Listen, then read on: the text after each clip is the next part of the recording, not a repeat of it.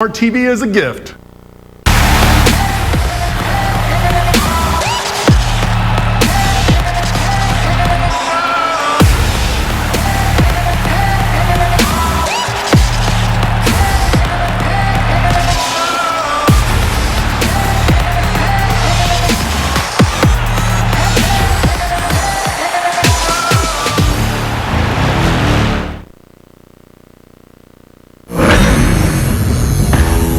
They started this back in 1893, and a matchup of old rivals.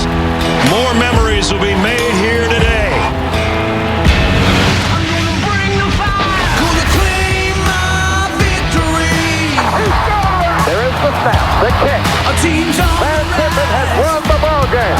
Touchdown, Derrick Henry. gonna make some history. Bryce laid a dime into his hands. While we scream, roll tide. Bryce Young rips it to the end zone. Touchdown, Gonna claim Alabama. my victory. Bryce Young doing it all. This game gets folks in this state stirred up. You guys ready? It's gonna be a fight. I'm gonna bring the fire. Gonna claim my victory. Give the ball up and over and in. Stand tall with my people. Hudson Kirkin. Gonna make some history. Chris Davis. An answered prayer. While we scream, roll eagle. Bixby. A ridiculous effort. Touchdown, Auburn. Gonna claim my victory. When you play this game, there's nothing like it, nothing like it, nothing like it, nothing like it. One more time. Auburn and Alabama. And when it was started in Birmingham in that 1893 on the corner of 32nd and Claremont at Lakeview Park, there wasn't 88,000 people there. There will be today as the Home Depot, SEC on CBS, brings us to the Plains, Jordan-Hare Stadium, Auburn, Alabama. The hometown Tigers getting ready to welcome, if you want to say welcome, their arch rivals, the third-ranked Crimson Tide of Alabama.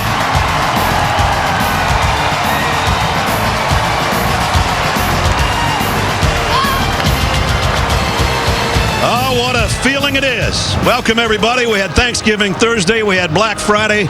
We got Iron Saturday, partner. Brad Nessler with Gary Danielson and Jamie Erdahl. We've done a lot of these. We've seen a lot of strange things.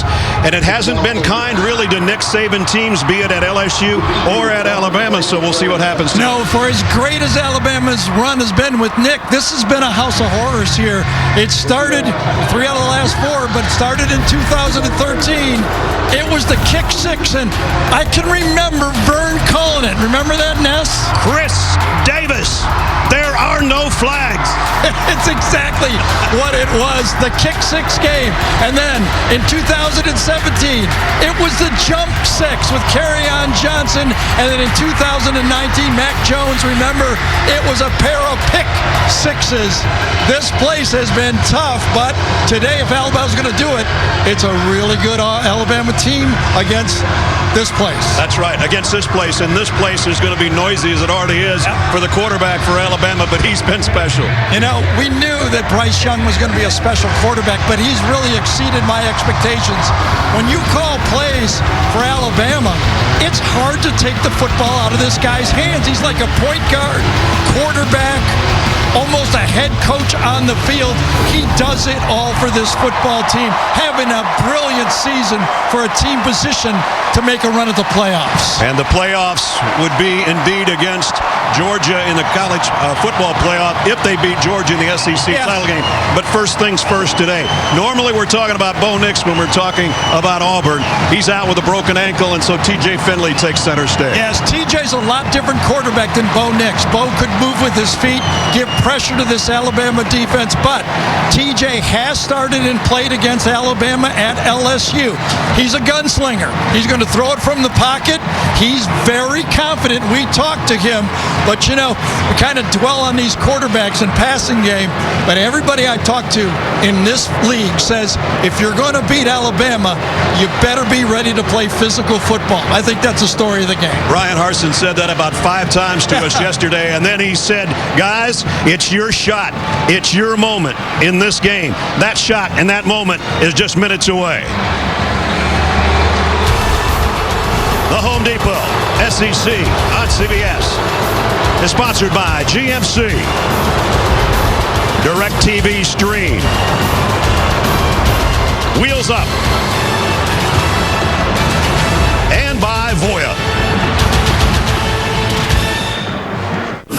A retirement plan with Voya? At Aflac.com. Just about set for the 86th Iron Bowl here at Auburn.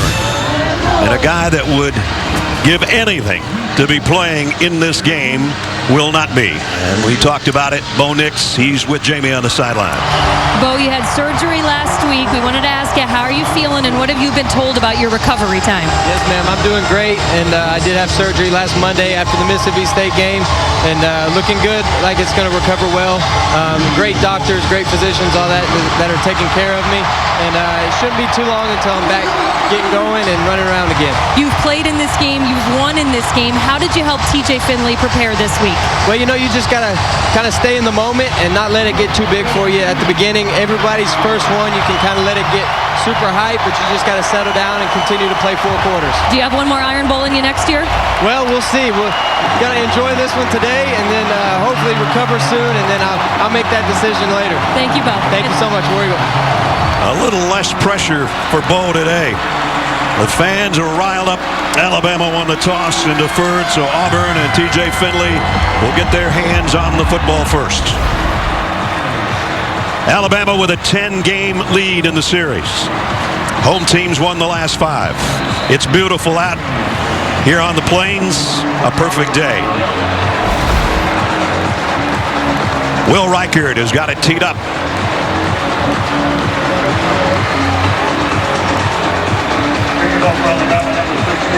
Jarquez Hunter back deep for Auburn. The Tide 10-1, wanting to go Atlanta with just that one blemish, because if you haven't heard, Ohio State lost today, so Alabama has a possibility to move up to number 2 in the college football rankings. Hunter got hit hard as he hit the 20-yard line and keeps on going. Got it out to the 25. That's where the Tigers will go to work. So we take a look at our lineups presented by Papa John's with a flag down. He'll bring out TJ Finley. Transferred from LSU, and as Gary said, played against Alabama. We asked him, does that help you? At least you've seen these guys. He's absolutely. He's just playing with different stripes on his uniform for the Tigers, this group of Tigers. He was a 500 thrower for 144 yards last year. Personal foul, unnecessary roughness, number 25 of the receiving team. This penalty's half the distance to the goal. First down. That won't help the cause for Auburn. As Bo Nix said, you know, you got to just kind of let the game come to you a little bit. You can play with emotions, but you can't play emotionally. And that's exactly what happened in there. I don't know if it was worth 15 yards. It seems like, but, you know. So Newton picks up the officials did. Foul, and that means the Tigers start in a hole. Maybe we could go down to Bo Nix for a comment. It's the only thing we didn't ask him about. We'll kind of leave that one alone. And Tank Bigsby on the carry as we set the offense. Kobe Hudson, having him back, gives TJ Finley another weapon. He didn't play a week ago. Comes in leading Auburn in receptions with 37. At the 14. Second down and 9. And nowhere to go for Bigsby. Against the Alabama defense, To'o in on the tackle, and he's part of the group. Along with Tim Smith, who's playing the nose tackle as a starter today, where DJ Dale is probably going to play but not going to start. And you see the rest of the group, the linebacker core in the secondary. Alabama comes in 5th in the country against the rush, and you just saw that on that carry by Bigsby, and it forces a 3rd down and 8.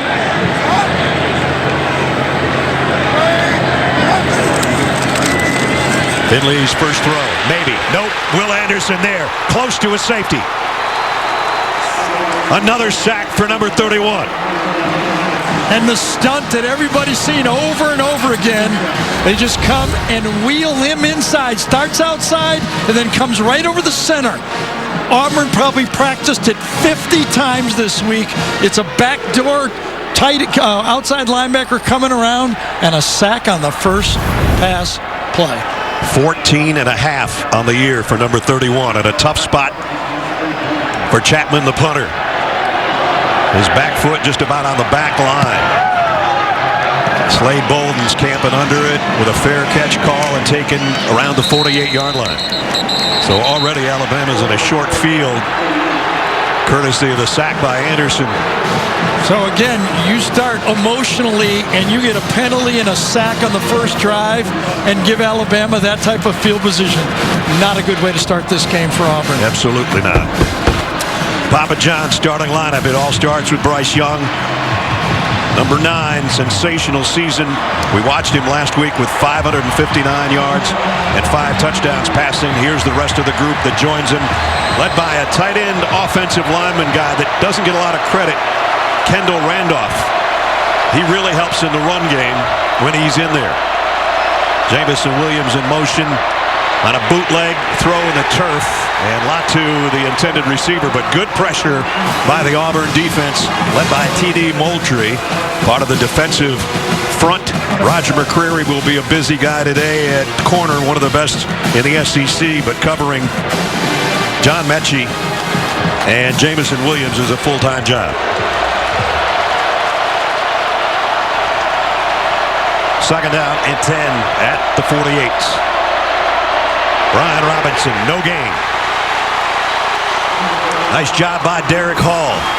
There's no mystery here. When you talk to Derek Mason, defensive coordinator for Auburn, he knows they've got to get in the backfield. Tackles for loss, pressure the quarterback. No more 3-man rush like Arkansas last week. They're going to come after this Alabama offense. Auburn is second in the SEC in tackles for loss. No gain on that one. 3rd down and long. Young's got to get rid of it. Threw it into some traffic. Incomplete, intended for Williams. So 3 and out. Alabama. The word was, let's make number 9 uncomfortable, okay? Doesn't always have to be a sack, but watch how he has to drift. Make him uncomfortable. Don't let him set his feet, and that's exactly what that Auburn defensive pass rush did. And a little bit of jersey back there on Jamison Williams by McCreary. No penalty. And so Burnup will punt. Javarius Johnson waits on the other end for Auburn. Lets it go, and it'll be down around the 2 by Jamison Williams. Alabama playing their starting wideouts on punt coverage, and it paid off right there. So number 1 didn't get an opportunity to catch that pass because he was held. Well, he held onto that one inside the 2. Watch Serena Williams. New Ghosts, Thursday on CBS. Adam Zucker in New York with this Jeep update. Ness, you mentioned Michigan beating Ohio State. They ran for nearly 300 yards on the Buckeyes in the flurries. Hassan Haskins was a one-man blizzard, though. 5 touchdowns, sealing it for a 15-point win, 42-27. Jim Harbaugh finally beats the Buckeyes. It's a party. Wow, I guess college football playoff standings. Georgia shut out Georgia Tech today. Ohio State's lost. Alabama in the 3 spot playing right here. And so how will it shake out on Tuesday?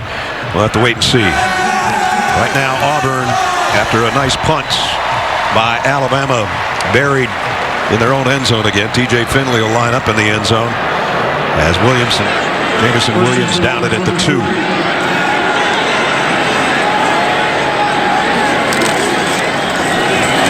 Bigsby. Anderson's got him wrapped up along with Mathis. I got the feeling here as this Alabama defense has kind of heard the critics, you know, as they dropped Alabama down from 2 to 3 in the show. It was, we got really impressed with this Alabama defense. You know, I think maybe the message has been given to this Alabama. When have you ever heard that we move Alabama down because of their defense in the Nick Saban era? You know, the 35 points Arkansas got last week in the game we did, I guess, is what did it. That has been a good week of practice for those guys. Second down and 9. TJ Finley hands it off to Bigsby again. Tank with a little bit of steam this time. Got it out to the 10, where it'll be third down and short. When I talked to Mike Bogle, the offensive coordinator for Auburn, I said, I think you need 28 runs from Bigsby, and I'd like about 16 of them, if you're going to be successful, has to be successful against this Auburn defense. And that means, like, if it's 2nd and 10, you got to get more than 5. That was a successful run right there. Tank coming off his second best performance ever at 164 yards in their loss last week. Third down and 2. He'll get it again, and he's not going to get it. Swarmed under Anderson and company, and Tim Smith in the middle. Late flag, and it looks like it's on Alabama.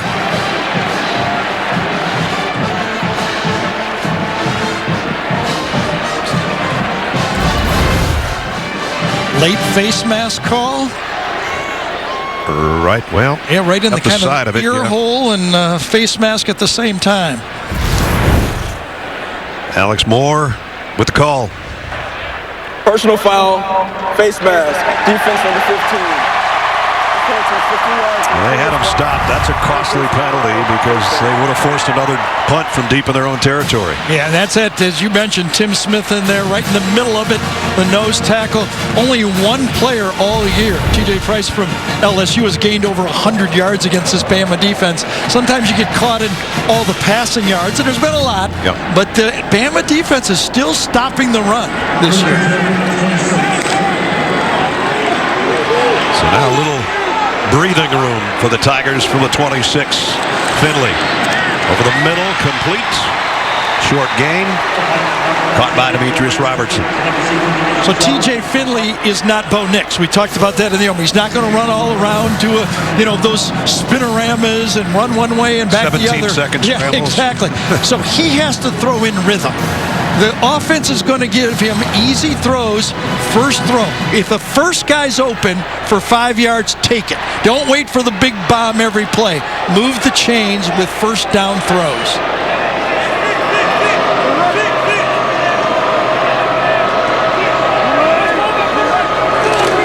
On 2nd and 5, it's Bigsby trying to get to the edge. Forget about it. Brian Branch drops him for a loss. And Brian Branch is emerging more and more in this defense for Alabama. Physical football player. He's playing a lot, and he's getting there in the bounce out. That's what this defense does. When they're playing well, they bounce it out to those safeties. Pete Goling told us, a defensive coordinator, he's so instinctive, and he's one of our better blitzers. And that time, he knew exactly where that play was heading. Remember the last 3rd and long? I'm sure TJ remembers. Avarius Johnson was the motion man. He sets up on the right. Finley goes that way and got it to him. Good for a first down. When we talk about rhythm, that's what you're looking for. Pitch, catch, get it out of your hands quickly and force that Alabama pass rush to get a little bit frustrated. Maybe I can get free, but don't hold on to the ball. Jarquez Hunter in the lineup in the backfield for Auburn for the first time. Freshman has had a great year so far. Finley, plenty of time, now running out of it. Throws on the run and almost caught by Johnson. Popped out of there by DeMarcus Helms. Nice movement in the pocket, buying a little foot time for your receivers to get down there. Decent protection. Move around, find it, and you're saying exactly right. Helms was close enough to get his hand in on that play.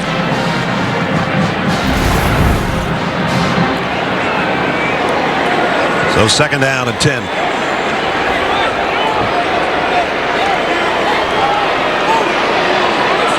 8th play of the drive that started way back at the 2-yard line, and they're still only out to the 36. Hunter got about a yard. That's it. Christian Harris, the first guy there.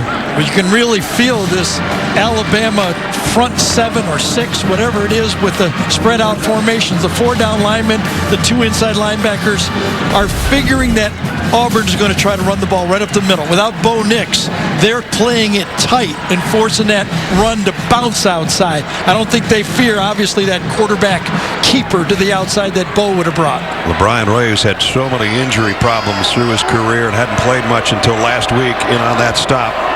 That helps on their defensive front. That's not as deep as it normally is year in and year out. This throw, wow, I don't know how he tucked it between those 2 guys, but he got it to Shedrick Jackson. Oh.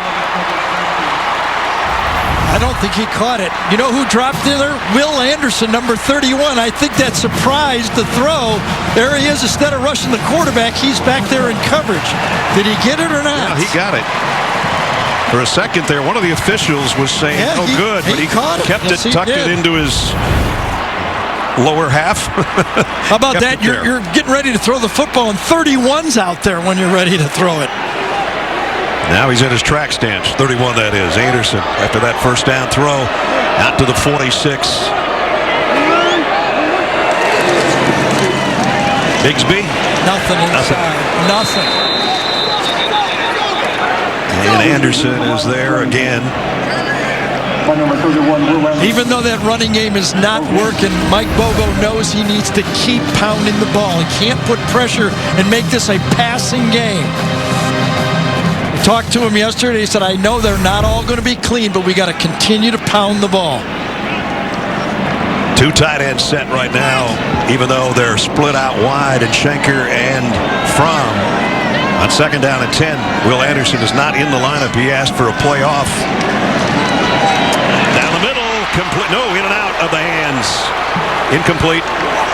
Kobe Hudson took a big hit. I think it was DeMarcus Helms again, number 2.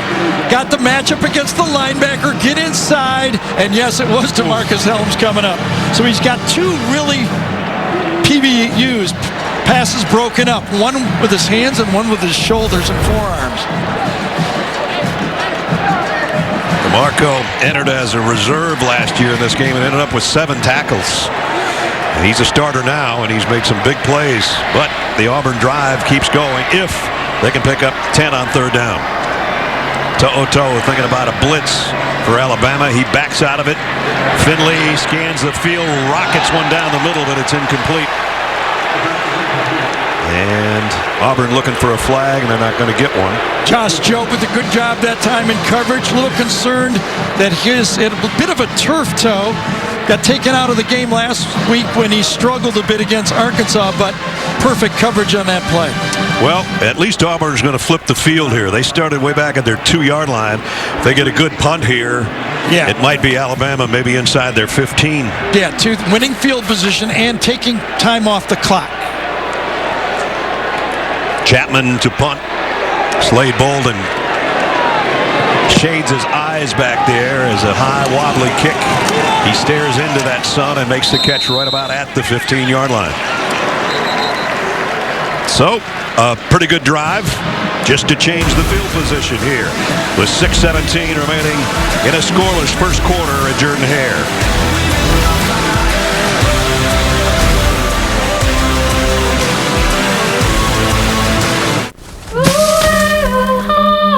Sunday on CBS. Get non-stop sports news, expert picks, and the biggest highlights on CBS Sports HQ, the free 24/7 sports news network. Download the CBS Sports app to watch today. You can join Gary joining the HQ team when our game is done today. Alabama last week, high-powered, yes indeed. 559 yards and 5 touchdown passes, tying his own school record, and it was a school record in yardage. These 2 guys were a big reason, Jamison Williams and John Mechie. I mean, we saw it. We were there. We saw every play, and we still were surprised by the number. We were. We kind of got together afterwards and said, wow, those guys had that many yards and that many catches. Not so much today so far for Alabama. Their first drive, 3 plays, no yards. They start at the 15. That's Slade Bolden in motion. Young pressured again. Down he goes. Back at the 6-yard line. So the adjustment that Auburn has made, they know that Alabama is struggling at right tackle. So they put T.D. Moultrie, their best pass rusher, right over him. That's where they got him. He gets pressure, he gets inside, and then he eventually runs right in there for the sack. He almost got him on the last drive. He got him that time. That's right. On 3rd and long, he got him. So look, that matchup. They like that matchup to right there. That's where they've placed him. Young trying to go the other way and has it batted down. Zacoby McClain. And a fired up Auburn crowd. It's 3rd down and 18. Not even a chance for Evan Neal to make the block. Interesting matchup there. You're almost bringing a spy player against Alabama's best blocker. Zacoby McClain almost intercepted that thing. Bryce Young is 0 for 3 to start the game. He's in his own end zone. Now fires late and got it. Jamison Williams, and just like that, a big play out to the 41-yard line. When you talk to coaches, they say Bryce Young's almost more dangerous when he comes out of the pocket. You flush him, he moves up. That just allows those receivers to get their depth and pressure those safeties. Right there again by Bryce. 34-yard pickup. Alabama 1st down. Quick throw. The slant is incomplete, intended for Bolden, a little bit too far in front of him.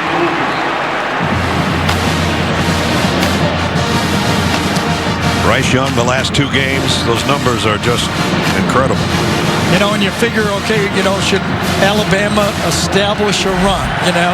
Well, then you look at what Mississippi State did when they threw for 415 yards, and you go, maybe not. Maybe not. Blitz coming. Young throws complete on the run as Williams. He's about a yard shy of the 1st down as he got it to midfield. His 2nd catch in this drive. And it was McCreary covering it. The more you throw, the more you can throw under rhythm and kind of frustrate that pass rush. You know, 3rd and long, they got their ears nailed back. But you throw more, it's tougher to pass rush when you know that ball's coming out quick. He moves Brian Robinson to his left. Let's see if he's the guy on 3rd down and a yard. He is, and he won't get it. Robinson goes down, a loss of a yard. Penetration. That's what it's all about. Beat those blocks. Get inside. Get in there. You don't really have to make the tackle. You just got to make a pile for that back to take a step outside.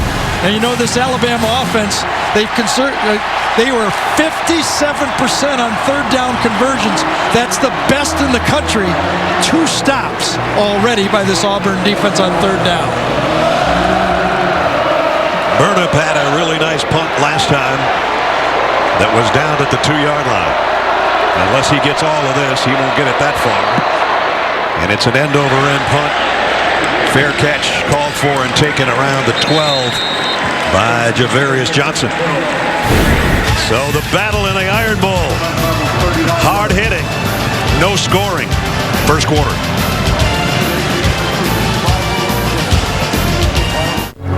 The best things America makes. Next Saturday on CBS. Tomorrow, Queen Latifah returns in The Equalizer, a show that critics are calling fresh and reinvigorating. Don't miss a new episode of The Equalizer tomorrow at a special time here on CBS. Brad Nessler, Gary Danielson, Jamie Erdahl, and our CBS crew with you here at the Plains. Want to do Project Smarter, presented by the Home Depot. If you do something smart, you get guys like the great Derek Thomas and Will Anderson to come here and play football. Derek Thomas, the numbers are just incredible. The number of sacks he had, a great All-American, Butkus winner, and number 31 is starting to be compared to him. And man, you get compared to a guy like that, that's something special. There may never be another Derek Thomas. Right. Just to get compared to him is an honor. From the 12-yard line, little end around. And down goes Johnson. Brian Ray in on the top, on the stop. Derek Thomas, there's the numbers I was talking about. 52 sacks. He had 27 in 1 year. And here's Will Anderson, already has a sack in this game. And leading the country in that capacity. Story of this game so far is Auburn can't find any running game. No. That's the story for the Auburn offense. Nothing running. That puts pressure on that quarterback in that pocket. They'll zero in on it now.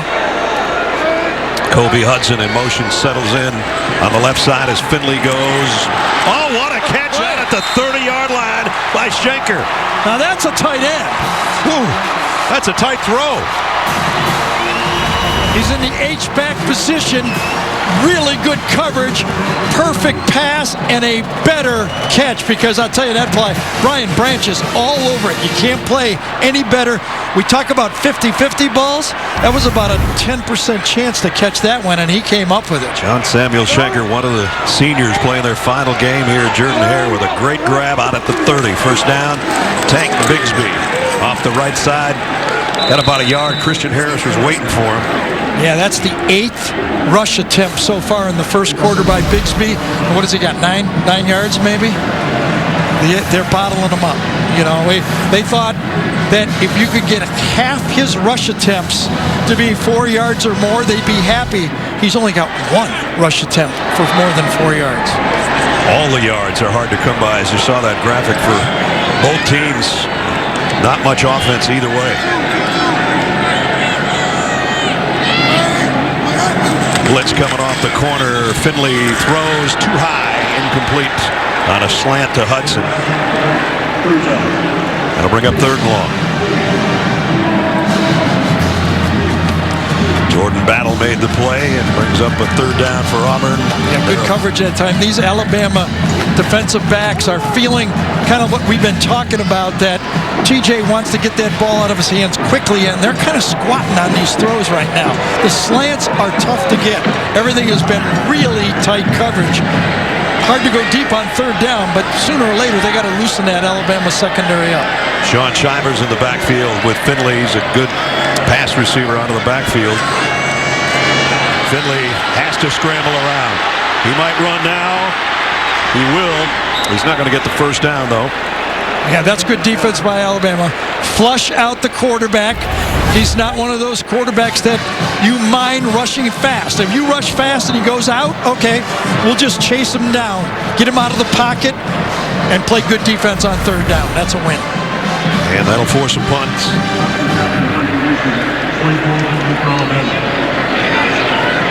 Auburn's set up in a different formation, and Alabama was playing safe there for a second before Chapman backpedaled and gets his protectors in front of him. Oh, this one off the side of his foot. That was one of those Ozzie punts, and that one went down under, like way over here. Tricky, but ineffective. Yeah, that's what his coach is telling him right now. Take that one back down under with you.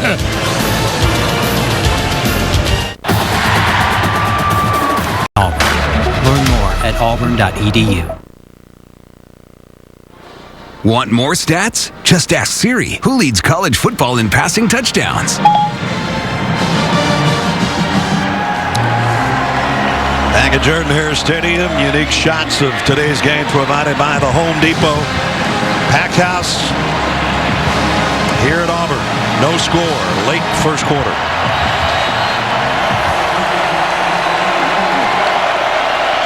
Alabama will work from the 30.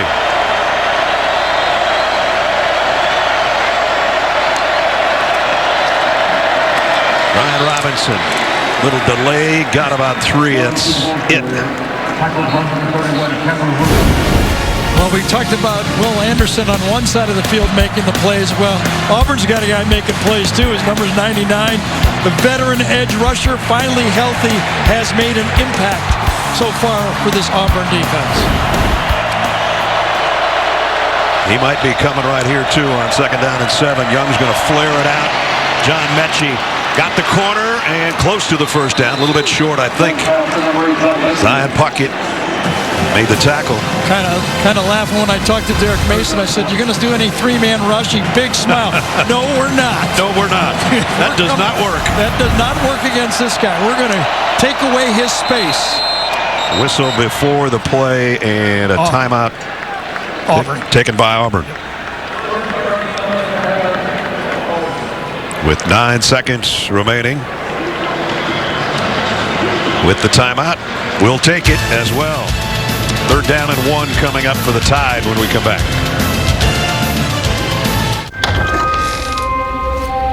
New NCIS, Monday, 9/8 Central on CBS. Friday at 7 Eastern, the Conference USA Championship kicks off with the UTSA Roadrunners taking on the winner of today's Western Kentucky Marshall game. See who goes home with the conference title. That's Friday on CBS Sports Network. 3rd down and less than a yard for Alabama. Brian Robinson. Man, I don't know if he got there. It's really close. The linesman came in, and I think if his foot is where the ball is going to be, it's going to be short. Bounced it, penetration inside again. This time Alabama had an extra offensive lineman in there. They did not get it. 2 short yardage plays by this Tiger defense. And a scoreless first quarter at Auburn. It is time for the final question. Who is on him? Come get him at Lake Kiwi. I don't care. And Home Depot SEC on CBS heads into quarter number 2. Good stop by the Auburn Tiger defense. So on 4th down and less than a yard, Burnham set to punt. Fair catch will be taken at about to the 25-yard line. Yes, good sequence here for Auburn. Smart timeout. Why did Auburn call timeout? They would have had 12 men on the field. Nick was upset because they were trying to go fast and catch Auburn there. But then on 4th down, on 3rd down, they get the stop on the play. So here we are, early second quarter. You know how I keep a running total of all the big plays per quarter? Got nothing right there. About it. I think the good news for Alabama is they stopped the run game for Auburn. That'll pay off. Good news for Auburn, pressure on Bryce Young. Both teams have accomplished something, even though it's not on Ness's note. First down for the Tigers. Finley on play action. Out in the flat, complete to Hunter. Got a yard maybe. To'o, the linebacker there to make the hit. Hunter thought he was going to get hit just as he caught it. He caught it and just went, I'm not going to let go of this ball. As you said, that's not enough. You're going to throw on first down. That's one of those designed easy throws on first down, but defended well again by this Alabama defense. Tank Bigsby back in now at the tailback spot. That Schenker, the tight end, was in motion. Javarius Johnson going the other way. They're going to flip it out to him. They want to get it to him in space, and they did. And a late flag comes in. Battle's going to be called for a late hit, I think. Maybe. And was it holding before the late hit? And he's saying that. That's what I thought. Holding. Offense number 11. 10-yard penalty. 2nd down. So that negates a good gain. Right side of your screen. Yeah. Nice call there. That was holding. Shedrick Jackson with the holding call, number 11. Yeah, both looks he was holding. He was. Same flag. It's still only 10 yards. That's You right. can throw it as many times as you want. Brings up 2nd down and long. Yeah, and that brings number 31 in the game. But for Alabama's defense, who beside Will Anderson is going to get you a pass rush? Fedarian Mathis, maybe.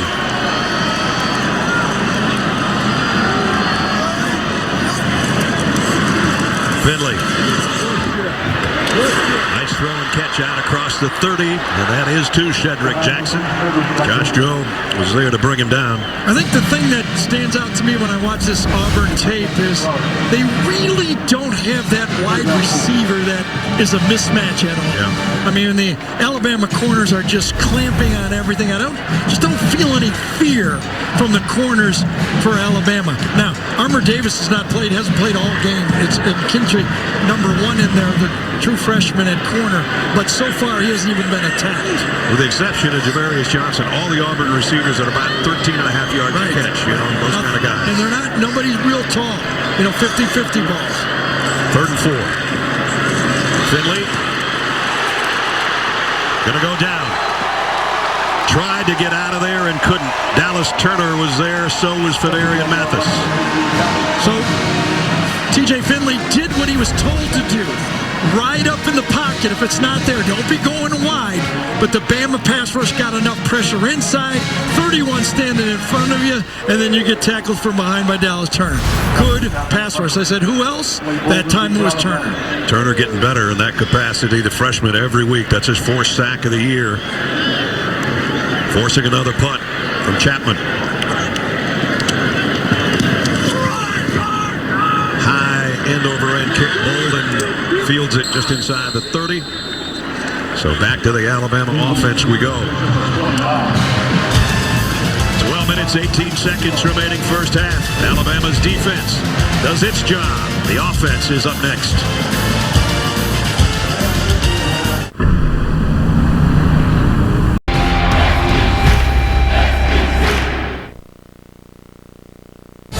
Adam Zucker with this update from Eugene, where Oregon's won 18 straight, trying to shake off the pounding at Utah from last week against their in-state rivals. Anthony Brown to Devin Williams for the touchdown. 17-3 the lead, looking to get revenge against the Utes next week if they can win here and go to the Pac-12 championship, guys.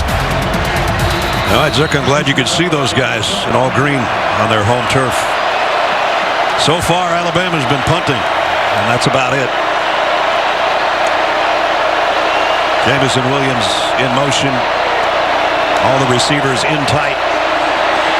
Bryce Young doesn't have a big play yet today. Nice play defensively by Roger McCreary. Told you he'd be busy today trying to stay with Williams and Mechie and company, and a nice play there. When we talked to Roger, veteran football player, going to be an NFL corner. He said, I've got a plan for Mechie and I've got a plan for Williams. I said, you want to tell us? No. Not really. Okay. I said, we'll watch. And he's doing a good job of it so far. First time in 5 years Alabama's gone without a touchdown in the first quarter in a couple of games. This time they get the first down, and it's that Mechie matchup with this time on the other side. All the way. Bryce Young knew where this ball was going all the way. A lot of space. Roger McCreary's going to run right by it. He knew it was man-to-man coverage because McCreary ran with the motion. So he had the slot in his mind. When Bryce Young knows where the ball's going before the snap, he's really good. Yep. Really good when he doesn't know sometimes, too. Got a first down at the 40. Alabama, no run game. Only one positive rush the whole game. And so they'll throw again, and he's going to air it out. Down the sideline. Going to be an interference call on McCreary, I think. Jamison Williams is saying, are you kidding me? I think so. I guess not. Love the way McCreary fought back on this play. He was beat at the line of scrimmage. He knows he's going against speed. He reaches out and grabs, and Ness would have thrown his flag. I would have thrown my flag. I threw mine from up here. I think I would have. But they didn't throw one down there. I wonder if the ball was... How can you miss that sometimes, right? Happens fast, I guess. Ryan Robinson will flare out now as the receiver. This was the formation that gave Arkansas so much trouble, putting Brian Robinson out wide. And Alabama's got to take a timeout before the clock expired. Not a happy coach on the Alabama sideline. Timeout.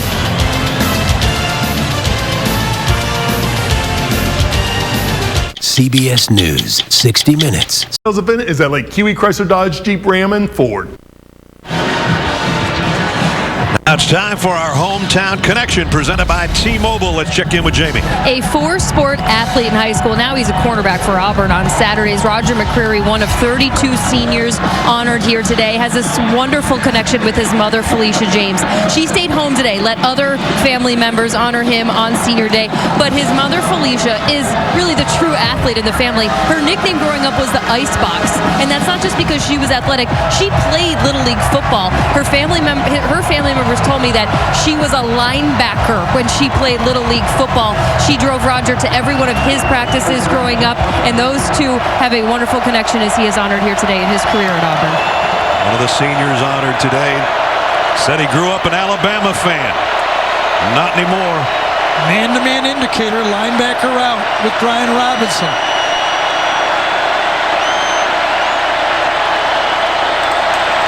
Young flushed out of the pocket and down before he could get back to the line of scrimmage.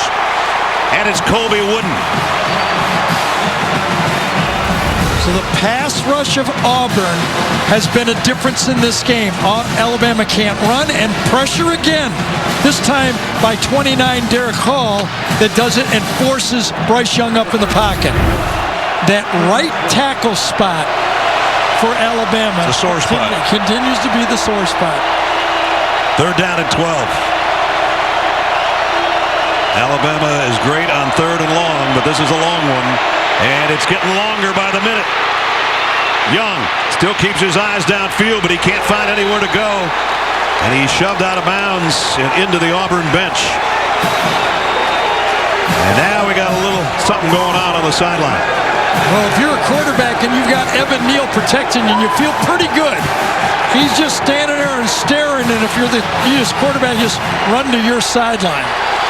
Again, pressure forces Bryce Young out of the pocket. Inside pressure this time from Pegues, number 89.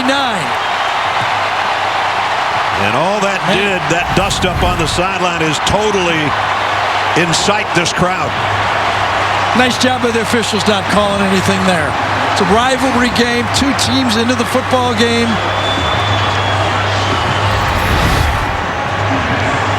There was the shove, and then Young goes right into one of the guys on the sideline and hits the deck and doesn't have a good landing over there either. I think Nick Saban was checking out and make sure it was all right. He almost did the splits over there on the sideline. Fair catch taken at the 26-yard line by Javarius Johnson. So 10:28 remaining in the first half. We don't have a score, but we're mixing it up at Jordan Hare.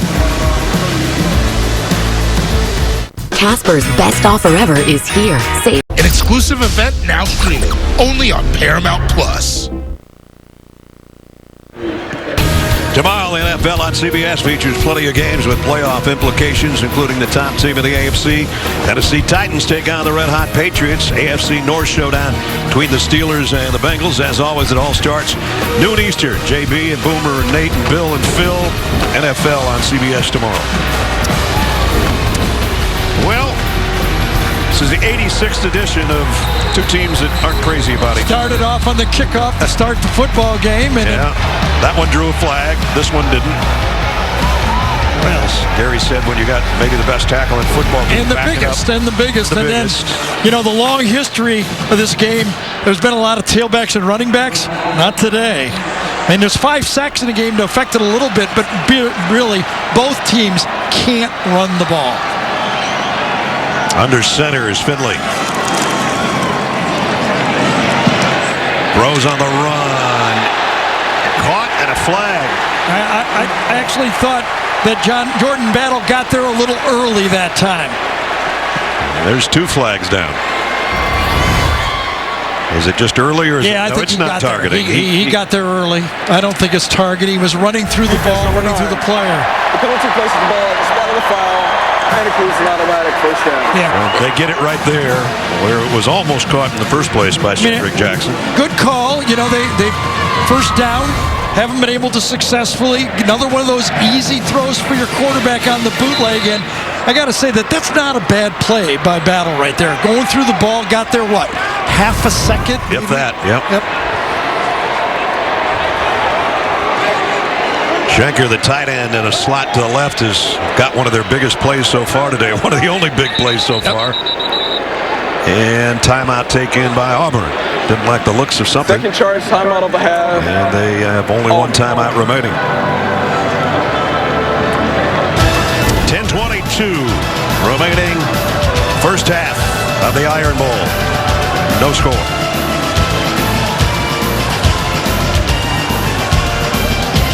Our Fairbanks, Alaska store is close at Aflac.com. Adam Zucker in New York coming up on the Geico Halftime Report. BJ, Rick, and I will get you caught up on today's action. How about this one in the Big Ten? A different kind of whiteout for Penn State. They trailed 14-0 in Michigan State. Jahan Dotson has 2 receiving touchdowns. That gives him 12 on the year to tie it up at 14. James Franklin and Mel Tucker guys can pay people to shovel the driveways now. That's a good point. Both with big pay raises and extensions this week. Got a feeling more is coming, too. Dave Absolutely. Clausen got one.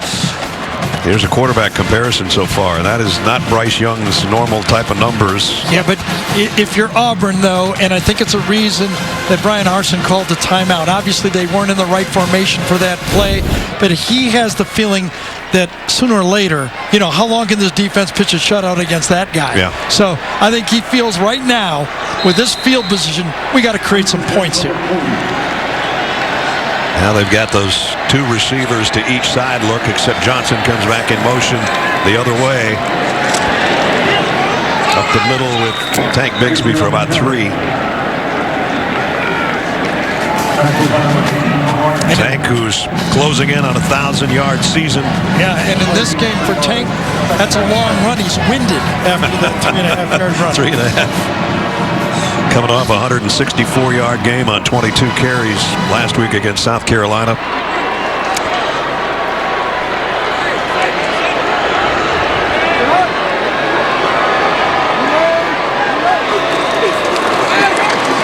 Finley short over the middle, dropped by Hudson.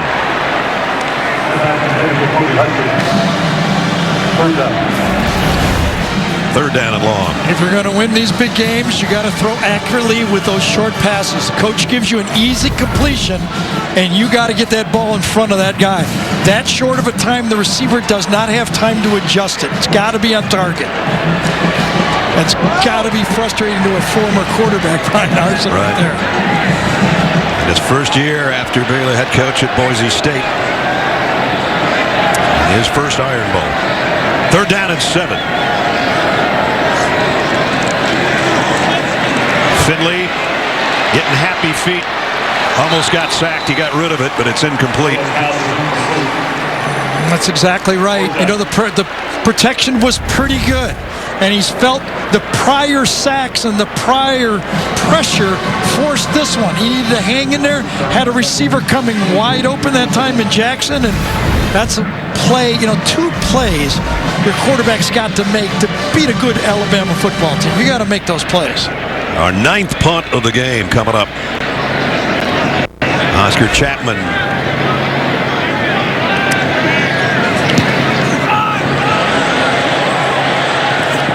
Got a good one here. Oh, it skipped in. Did it make it in? Yes, I think it did. Just inside the pylon, a touchback. You would have thought the angle would have got it out, but that's the look right there.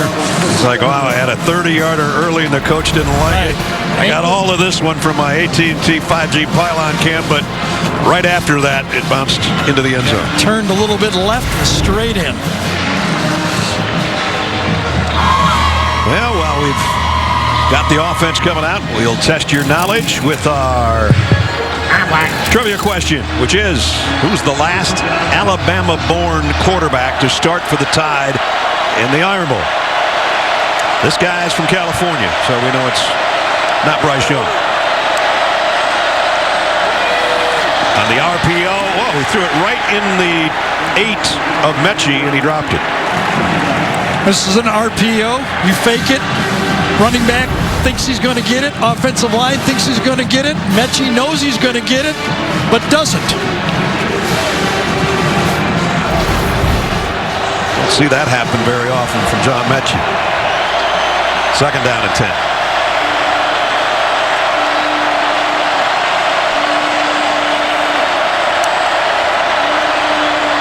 Young Deep ball on the sideline and intended for Jamison Williams. McCreary's there guarding him. Incomplete. Well, one of the messages that the defensive backs have gotten in this game is the officials are going to let them play. Play man-to-man coverage. They're going to let you get physical, and McCreary all over it that time. Maybe you'll tell us after the game what his technique is. Whatever it is, it's working so far. It is. Third down and 10. Yeah, and the best in the country right now is 1 for 5, as you see.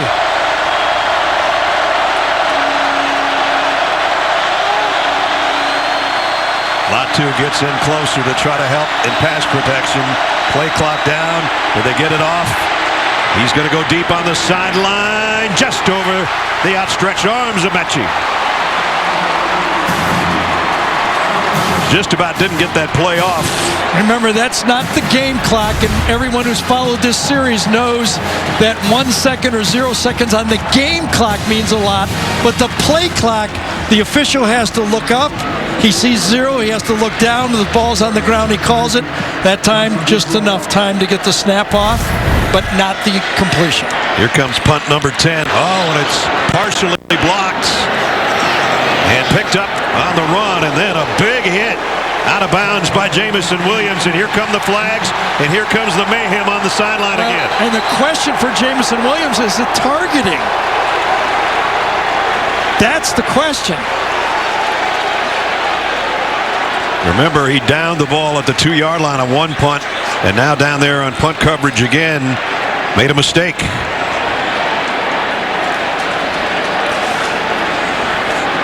Now, I don't know if it was called targeting or not. The flag came in that direction, but it was a vicious hit by Jamison Williams. Yes, helmet to helmet.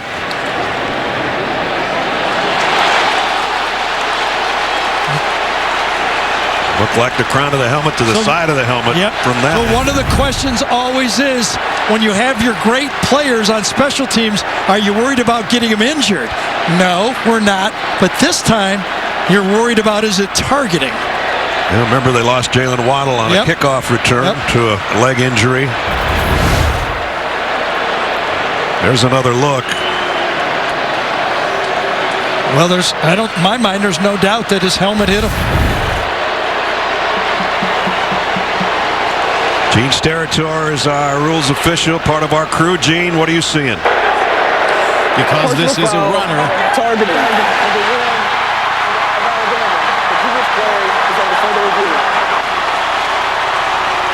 I agree with the original call here. This is a runner, so he's not defenseless. But as you have already alluded to, this is a lead. You have to lead, so you're showing the lead of the crown and then attacking and initiating contact with the crown of that helmet. And in this case, I think he meets all of those elements of targeting for that reason.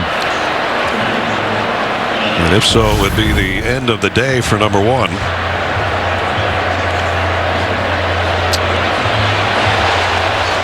And it looked to be that all of those things were part of that, but Alex Moore. I mean, you love the aggressiveness. I mean, here's a superstar player playing special teams. Yeah. Gerald Hodges is our replay official. So between he and Alex Moore, we'll see if we all come up with the same end result. So that would be a weapon lost for the Tide. And it's taken a while.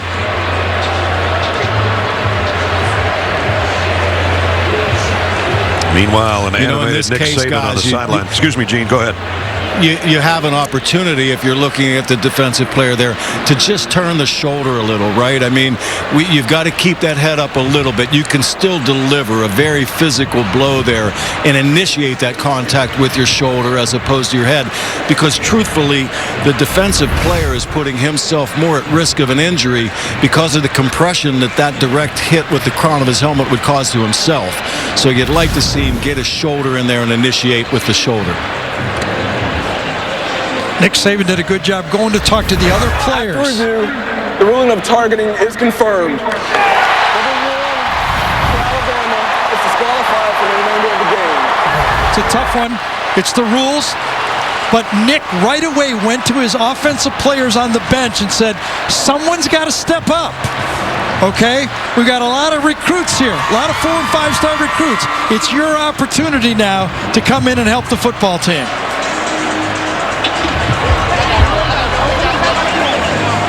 And that takes away maybe the biggest weapon they have, a Biletnikoff finalist, I should say. That'll put more pressure on Mechie. Latu and Billingsley may be the tight ends, but the day is done for number 1. Meanwhile, first down, Auburn at the 41. TJ Finley throws it late, got it complete to Bigsby. I thought he was going to throw it out of bounds. I thought he was throwing it away too. Another flag. Ineligible receiver downfield. Yeah, offense number 59. The play took so long. It's a 5-yard penalty. Still first down. So that takes away the gain. One of those first down plays you're thinking this is all right, a nothing call, but the Auburn offensive linemen are way downfield. Look at this, blocking their guy. They're about, what, almost 8 yards downfield on the play? I don't even know. I mean, it just didn't seem right, did it? No. It was almost, I think half the team thought it was a run. That backs it up to the 44.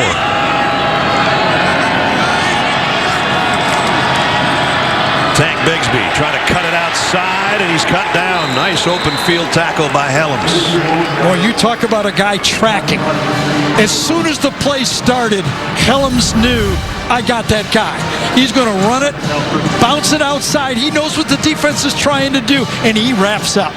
He doesn't throw. He brings his hands. That looked like the first time that Bigsby was going to get a little bit of an opening, and it was taken away from him by Helms. Second down and 13. 3 rushing yards for Auburn, none for Alabama. It's almost unbelievable. Finley loads, reloads, 2 mini loads. Dallas Turner's got him for the sack, his second of the day. Yeah, this was Dallas Turner getting the sack, but credit that secondary that time. He's going to try to throw the wheel route, but there's nothing there. Brian Branch, 14, is the safety. He's in the middle of the throw, had nowhere to go for it. And again, this Alabama defense staying home, doing what you have to do to force it and allow that pass rush to get the sack. Dallas Turner getting better by the week. Finley, deep sideline, back shoulder, got it to Demetrius Robertson. What a play. So we started off talking about, does Auburn have that guy, can win those 50-50 balls? So they go to Demetrius Robinson. Double transfer from Cal to Georgia, 6th-year player, and he comes up, uses a veteran move to get inside of Jobe and make a beautiful play. Pick up a 29. Yeah, because the coverage was there. First down at the 15. Wasn't really even a back shoulder. It was just there. Hudson, touchdown.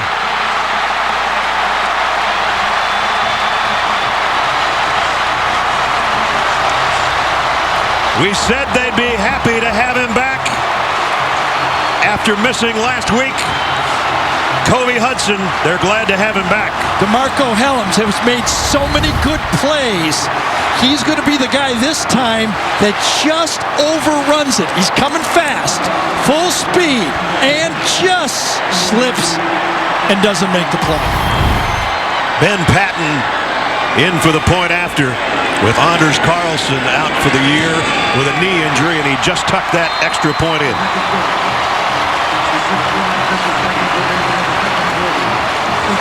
First it was Finley on the ball to Demetrius Robertson on his senior day, as Gary said, after playing at 2 other schools. And then TJ Finley, who was at LSU this time a year ago, goes to Kobe Hudson. And finally we got a score, and it's the Tigers by 7.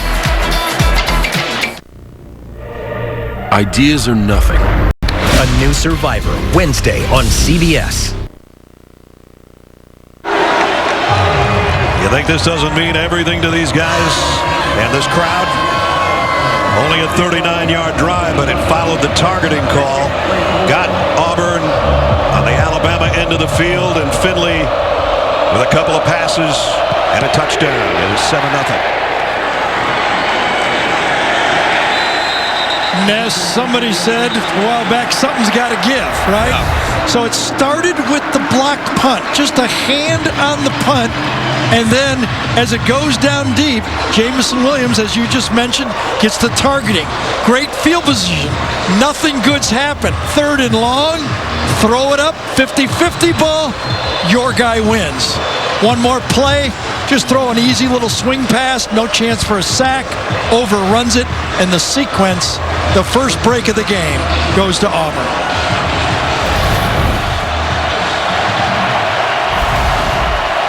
Let's see if Bryce Young can come up with an answer.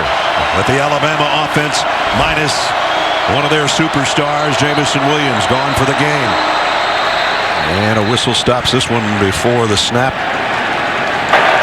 Delay of game.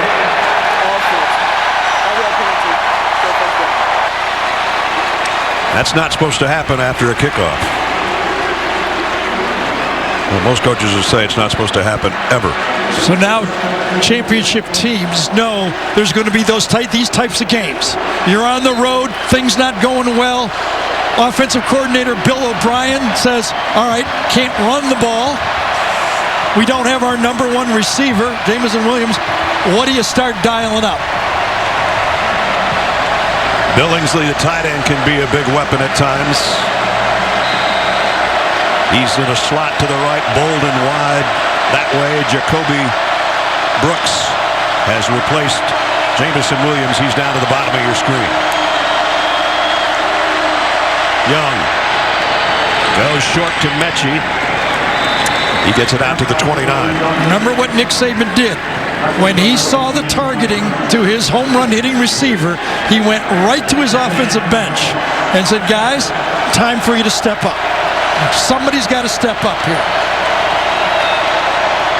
On the RPO, Bryce Young's going to head to the sideline, run for a first down. Let's check in with Jamie. And Gary, in that response, it was Bryce Young and Evan Neal who really took that to heart. Bryce Young is a player on this team that leads by example. Evan Neal took that seriously and became the verbal leader on the sideline. He tried to calm the guys down with his language, and Young tried to calm the guys down with his body language. That's for sure.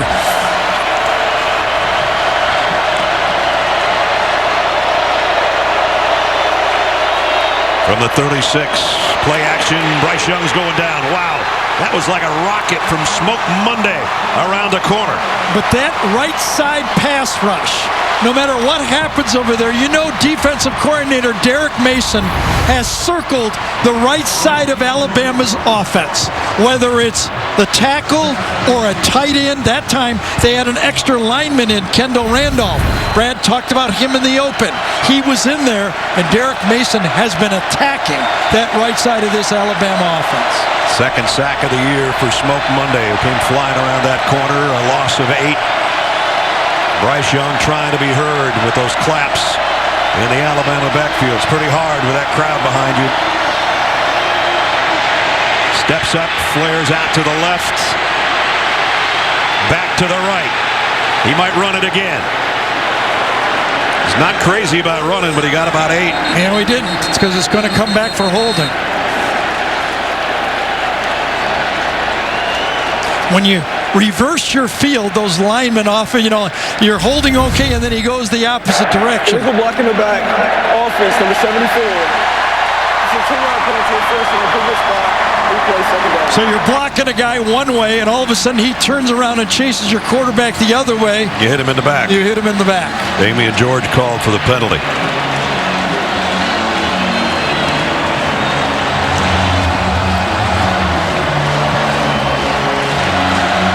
Approaching the 5-minute mark. Alabama still scoreless. I'm sure the Auburn players believed they could win, but now the Auburn fans believe they can win. This place is electric again.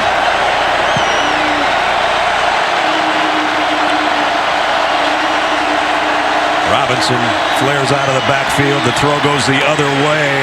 Mechie trying to break tackles and can't. Getting out there to make the hit is J.J. Pegues. Started out by McLean, number 9.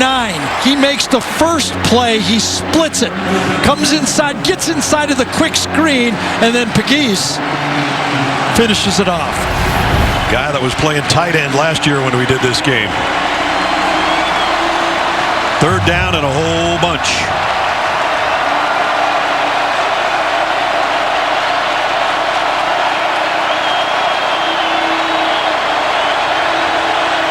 Auburn still playing man-to-man. Pressure. Got him again. Down he goes. Derek Hall and Iku Leota.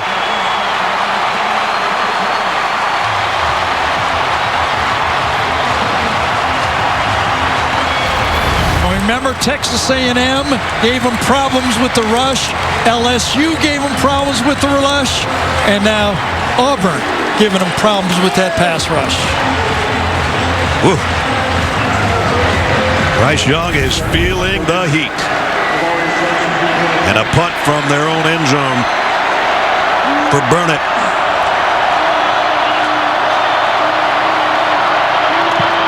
Just got it away. Fair catch taken around the 45. Short field for Auburn. Just remember, this Alabama football team is leading the country in third down conversions. They're 1 for 7 in this game.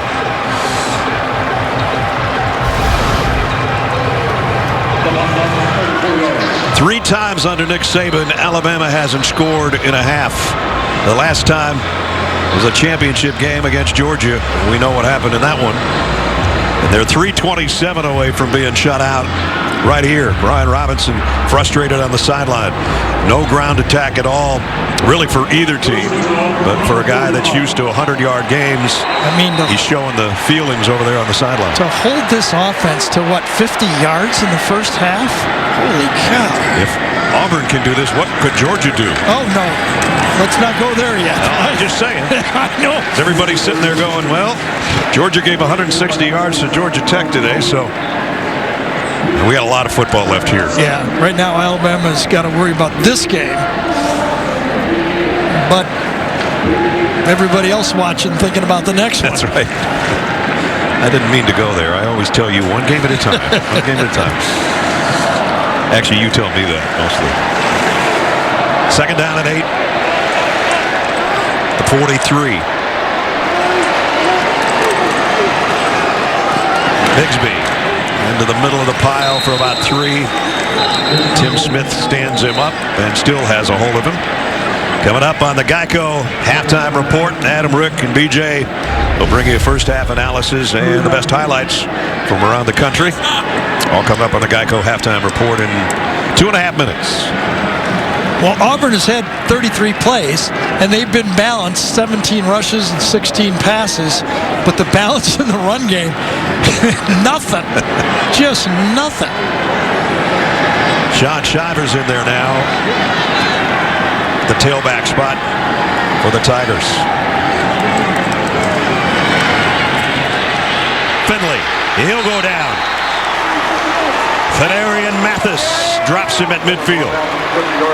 Another one of those odd plays where quarterback half rolls out, and when you do that, you got to get rid of the ball. You cannot have your offensive line hang there. It's got to be thrown. You're rolling right into the pressure. Absolutely. That's another one of those odd calls or odd execution by TJ Finley. So punting right back to Alabama will be Chapman.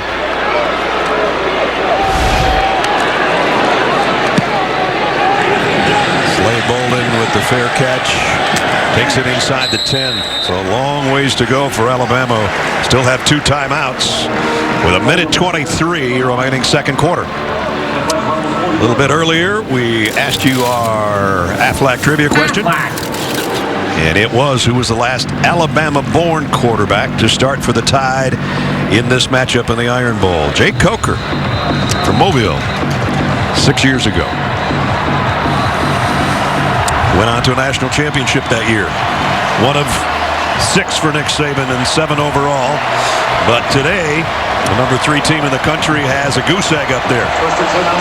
Or an eagle egg, as it were.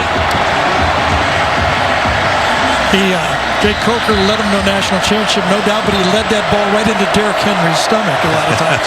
That's true. That helps.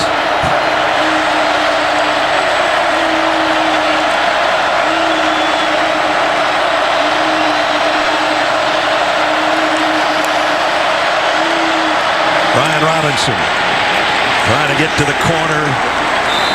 Got about 4 for number 4. Kobe Wooden made I'll tell you, Derek Hall that time, the backside defensive end, the play before he gets the sack, this ball's going wide the opposite way, and watch him continue to chase that ball down.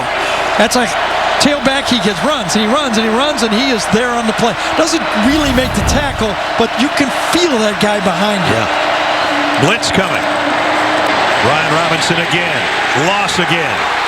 Swarming Tigers defense. Well, when you blitz and it works, you're going to get more of it. You know it as an offense. This time Donovan Kaufman, number 1, is coming off the edge. Strung out wide, and another tackle for loss. Auburn takes a timeout. They want the ball back. 46 seconds.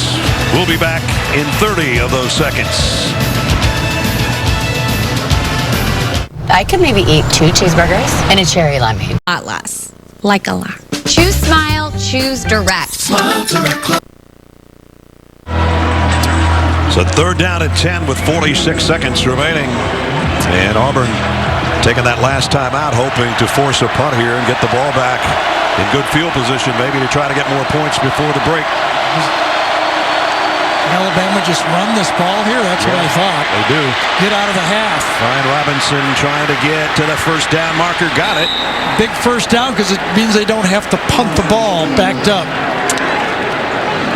So the best run of the day for Brian Robinson comes on a 3rd and 10. Almost got face mask. I thought it was. Kaufman again at the line of scrimmage. Almost got one. How do you play it safe here again, or do you let one rip? I don't think they play it safe.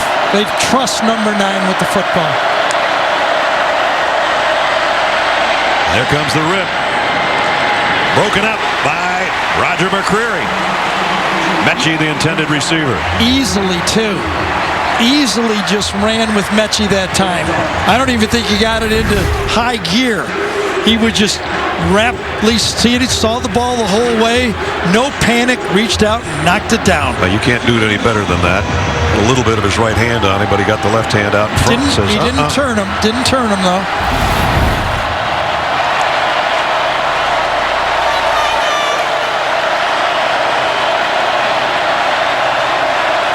Alabama 2 timeouts, 33 seconds.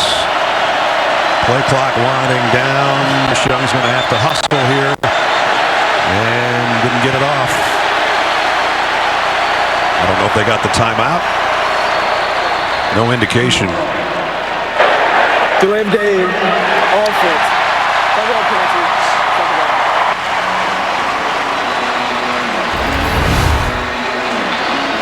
You see the play clock. Bryce Young, hurry, hurry, hurry, and not hurry enough. Yeah, he knew that why snap it if you're not ready. Backed up this far, probably a good choice. Just don't run a bad play when you're hurrying down in your own end zone. Here comes a blitz on a run. Robinson takes it back across the original line of scrimmage. And 3rd down coming. Auburn can't stop it. I don't think Alabama wants to stop it. No, I think they're going to go to halftime.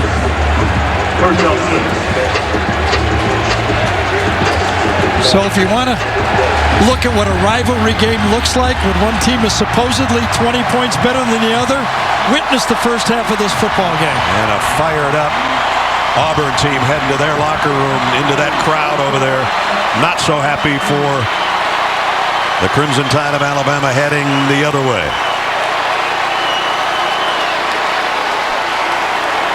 I mean, there was a little bit of woofing going on out there. Fedarian Mathis was saying, come on, guys, let's head to the locker room. We'll worry about it as we get on to JB. Coach, what is the problem? Well, we can't block him up front. Obviously, the quarterback doesn't have any time to operate. We haven't been able to run the ball effectively, so we're getting bad down and distance situations. And We just got to figure it out at halftime. We need to be able to adjust and adapt and be able to move the ball some on offense. All right, Coach. Thank you. All right, thank you. And that said it all, pretty much, right there. Pointed question with a good answer. Absolutely. Just that. Short and sweet. 7-0. Auburn at halftime. Send you to Adam Zucker in our New York studio for the Geico halftime report. Zuck. All right, Ness, Rick and BJ will try to offer solutions. And coming up here on the Geico halftime report, the game lived up to the hype. We'll get you all caught up on rivalry action throughout the country after this word from your local station. New United States of Al, Thursday, 8:30. Light it up. Move. The Home Depot SEC on CBS heads into the second half. Third quarter about to start at Jordan-Hare Stadium. Jamison Williams can only cheer his teammates on now because of a targeting foul in the first half when he was down on punt coverage, the #1 receiving weapon for the Crimson Tide, not available for the rest of this game. That puts some more pressure on number 8, who you see back deep to return the second half kickoff if he gets his hands on it, John Mechie. And Mechie will take it at about the 3-yard line. And he is buried before he gets to the 15. That is the way things have gone all day long for Alabama, both on special teams and with their offense. Yep, no head of steam here because steam meets the blue wall. Wow. Welcome you back in the booth, Brad Nessler, Gary Danielson, Dave and Brian and George and Jimmy and Barb. We're all here. Happy holidays, everybody. Happy Thanksgiving weekend. Not a happy first half. You lose your #1 weapon on the outside. You can't block to give your quarterback time, and you can't run the ball. Yeah, but remember against Texas A&M, when they lost that game, they struggled in the first half. They scored 28 second half points. So Auburn's going to need points, and their second halves lately have been disasters for Auburn's offense. But they have the 7-0 lead to start the third. And a penalty right off the bat. Marcus Harris makes the stop on Brian Robinson, but it's a false start. In the formation, or the 4 players in the offensive backfield. That penalty's declined. Second down. Second down as we go to Jamie. Well, Brian Harsin called a spade a spade offensively. He said run game has to pick up for TJ Finley to feel more comfortable in the pocket. Defensively, he was pleased with how they were able to get after Alabama. I asked him about the team's emotion on the sideline. He said he's keeping an eye on it, but right now it's a good emotion. Robinson, no gain. Again, Colby Wooden this time on the stop. So take a look at our first half trends. Auburn's defense trending up with 5 sacks. Jamison Williams trending down, out to the targeting. And 11 first downs and 12 punts. And 3rd and 16 to start the first drive. 3 receivers to Bryce Young's right. He's having a hard time being heard again. That close to his own goal line and down in that end zone where the fans are the rowdiest. Play clock at 2. He's in his own end zone. Got away from 1 man. Not going to get away from all of them.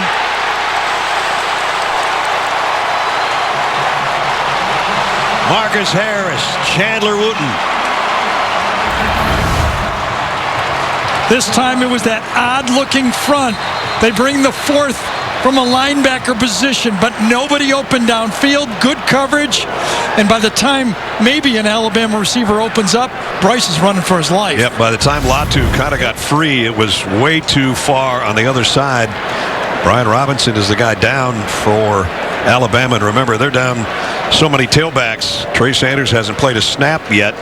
They would have to bring in Christian Leary probably. The 6th Auburn sack and an Alabama starter down. We'll be right back. To our 300,000 employees at CVS. Where do you want to go? The University of Alabama, where legends are made. Welcome back to Auburn. 7-0 your score. Brian Robinson was taken to the medical tent just before the break. He emerged, but I just got the thumbs up from the team that he seems good to go for Alabama. All right, Jamie. Came out of the tent, did not look happy, though. hasn't had a reason to smile so far today. Burnham now has got a punt from his own end zone again. Should give Auburn great field position with Javarius Johnson waiting around the 45. He won't have to wait at the 45. He's got to come up at the 39. Takes it on the fly. Johnson inside the 25 and down near the 20-yard line. Javarius Johnson, fastest for those receivers, and he glances down, and then the first cut. When he makes that first cut, goes north to south, and that what gives the great field position for Auburn. Nice punt return and great field position. An 18-yard return. That and good defense to make it 4th and 20 will get you good field position as well. So Auburn almost in the red zone right now after the punt return and leading by a touchdown. Tank Bigsby, little stop step and picks up 5. To'o made the tackle. Tanks Bigsby is known for breaking a lot of tackles. Hasn't been able to do that today. There have been so many guys there. He hasn't been able to do it, but he runs right through Christian Harris that time to make it a positive run on first down.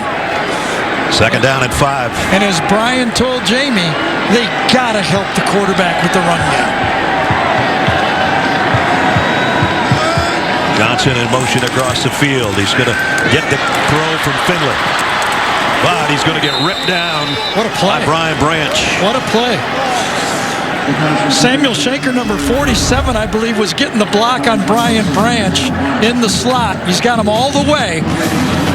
And Branch cuts inside and makes the tackle. Beautiful play by Brian Branch. Some of that instinctive play we talked about that Pete Golding told us about, number 14. Brings up a third down at 5. I would normally say in field goal range, but they don't have Anders Carlson, and Ben Patton hasn't been kicking very long. A couple of weeks. He's 1 out of 2 on the year on field goals. Finley fires, broken up at the 3-yard line by Helms.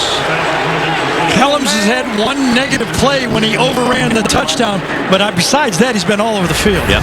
Knocking down balls, making physical plays, one-on-one coverage. He's got the tight end, got his left hand on the shoulder. That's why the crowd's reacting to it, but I don't think he turned him on the play, but anytime you place that hand there, you put the call at risk, and he got away with it. Ben Patton hit from 37 and missed from 25 last week. This is only his 3rd career field goal attempt for the left footer from 33 yards out to try to make it 10-0 Auburn. And he has. Good kick. Patton. Auburn 10, Alabama nothing. 3rd quarter.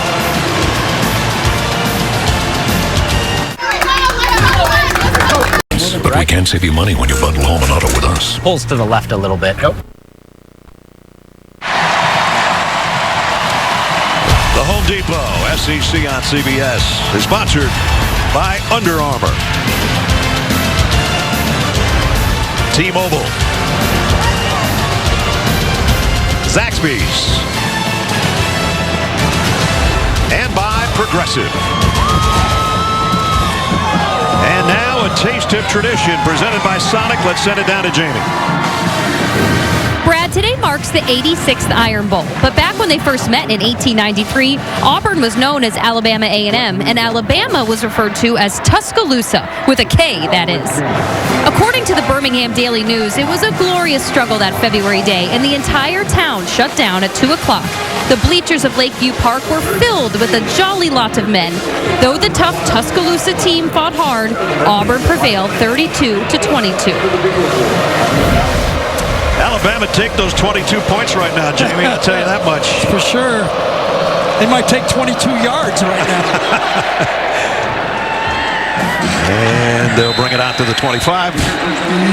Ness, to just put this in perspective, the last drive was conceded before the half by Alabama. They've had the ball for 8 series, so take away 1 when they considered 7 series, 7 punts, 4 first downs, and 58 total yards so far in the game. I got one for you, too. Alabama 6 completions, Auburn 6 sacks. Jeez. Well, here we go. As Nick said, we ain't blocking them. And when that happens, a lot of bad things can happen from it. This Auburn front 7 is causing havoc. Mechie trying to get wide. Broke 1 tackle. Goes out to the 30. Leota brought him down there. So how do you spread this Auburn defense out? That's the challenge, Bill O'Brien. Right now at point of attack, and if you hold the ball too long, they're losing. Yeah. Okay, so now you got to figure out how to finesse your way down the field. As Jamie told you, Brian Robinson, okay, he's out there and has the ball and has a first down and more. Broke a tackle. Smoke Monday stands him up, but he gets it all the way out to the 45, but we've got flags down. Interesting call here. I wonder if they're going to call it on Ekiyor for playing without his helmet on. He's walking off right now without it. Because he kept blocking. I give him a lot of credit because he blocked this guy down 10 yards downfield.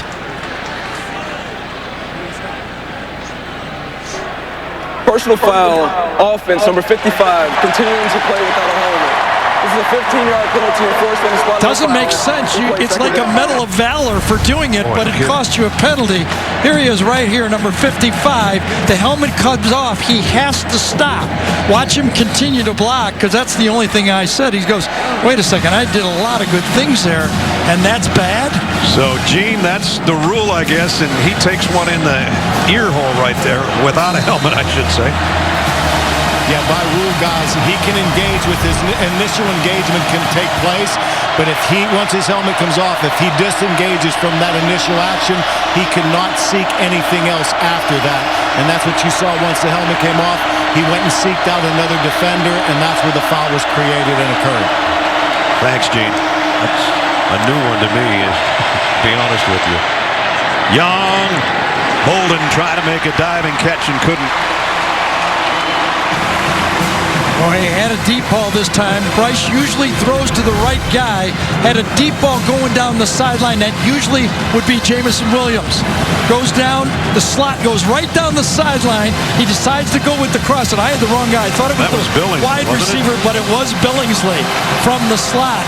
Wide open on the play, and he was upset. He knew he had a touchdown. We'll see that play again. We talked about Alabama being the best in the conference on 3rd and long. They haven't been today, and they're 3rd and long again. Delayed blitz. Young fires late, and it's almost intercepted. It is intercepted by Darius Knighton. And that's a first interception in a long, long time for Bryce Young. Watch Roger McCreary. He's matching up against Mechie. You see the interception, only the 7th for the team all year. They're in the 100th rank for interception. But here's the coverage. Man-to-man by McCreary all over the field. That's where Bryce trying to go with the ball. Look at the coverage. A bad throw, but McCreary is on him. There is nowhere to go with the ball. Pressure, and it flies too high. By Darius Knighton's 2nd interception of the year, and Auburn's got it back. I'm here to present the facts. Positive Thursday on CBS.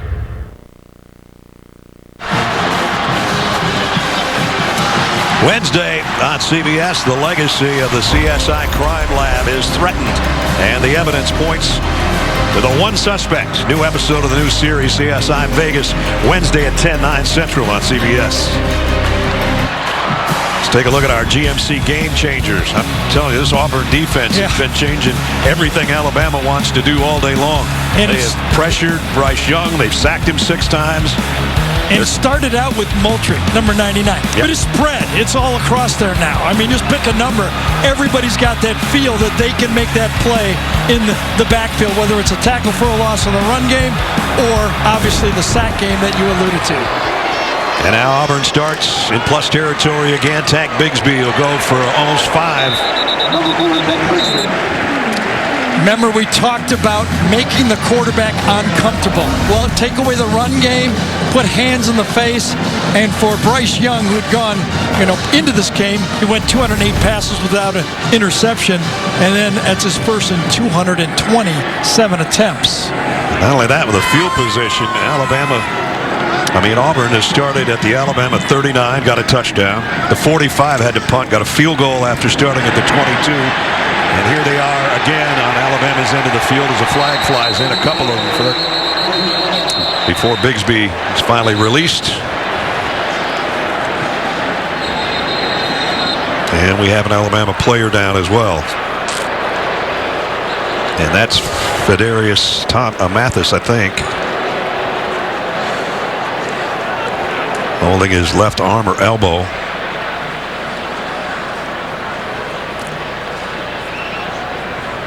Thought they got a face mask early in there. Did they call that early in the play? Battle right there. Yep, there it is. I think that's what the call was. Foul, face mask, defense number 9. It's the 15-yard penalty enforced from the end of the run and includes an automatic first down.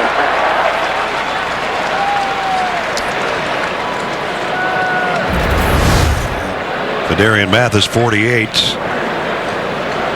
Getting pushed at the end of the play, and then I guess bracing himself, landed weird on his elbow. And goes off holding that left arm. So the penalties moved it all the way to the 25.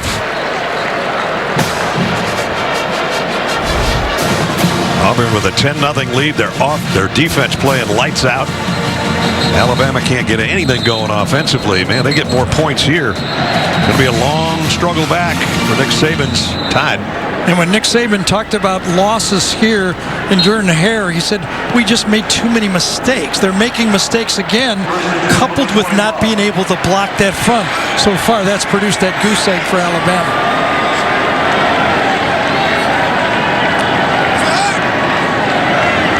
TJ Finley, who has a touchdown pass to Kobe Hudson, gives it off. Tank Bigsby trying to cut it outside. That pursuing Alabama defense too quick for him.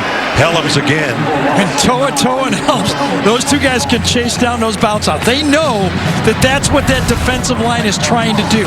They're depending on that defensive line to bounce it outside. It does, and look at those two guys run it down. Helms gets the tackle. Toa's right there. This time straight up the middle for Tank Bigsby, and he gets to the 20.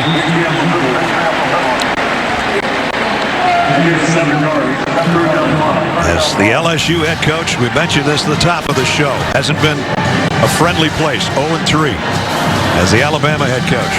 3-4 here, and now down 10-0 in the third quarter.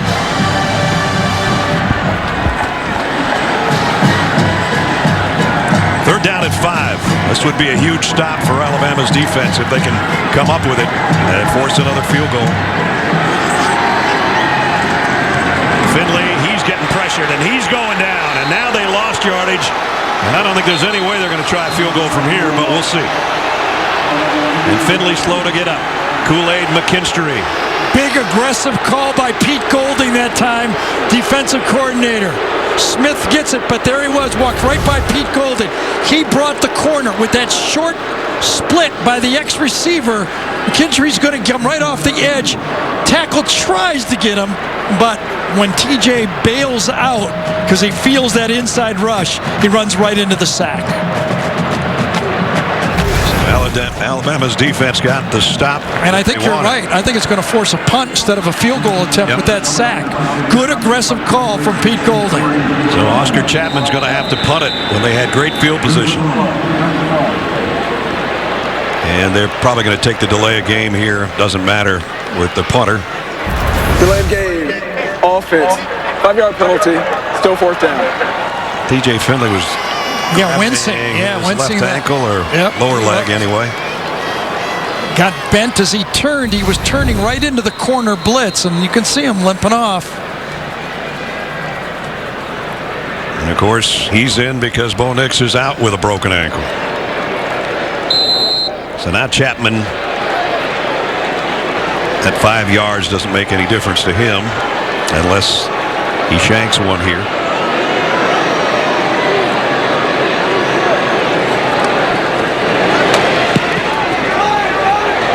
Slade Bolden just gets out of the way, bounces at the 3 and got to know where you're standing sometimes. Nice play, but 2 yards deep on that one. Alabama at the 20 on offense when we come back. Slices and sticks. Half pepperoni pizza. New CSI Vegas, Wednesday 10/9 Central on CBS. A look from our AT&T 5G pylon cam on that last punt by Chapman, where it bounced and where it was fielded. About a 4-yard difference that could have made a big difference. What happened to the children who lived through the pandemic? Stan, Kyle, Cartman, and Kenny may have survived, but will never be the same. Exclusive event, South Park, post-COVID, now streaming only on Paramount Plus. Try it for free. So remember, we talked about Alabama scoring 28 second-half points against Texas A&M as you take another look at the injury to G.J. Finley. But remember, Mississippi State scored 33 second-half points. There's a lot of time. It's been a nightmare for Auburn holding on to leads. Midway point, third quarter. Alabama still looking for points or a ground game. They got 5 out of that one from Brian Robinson.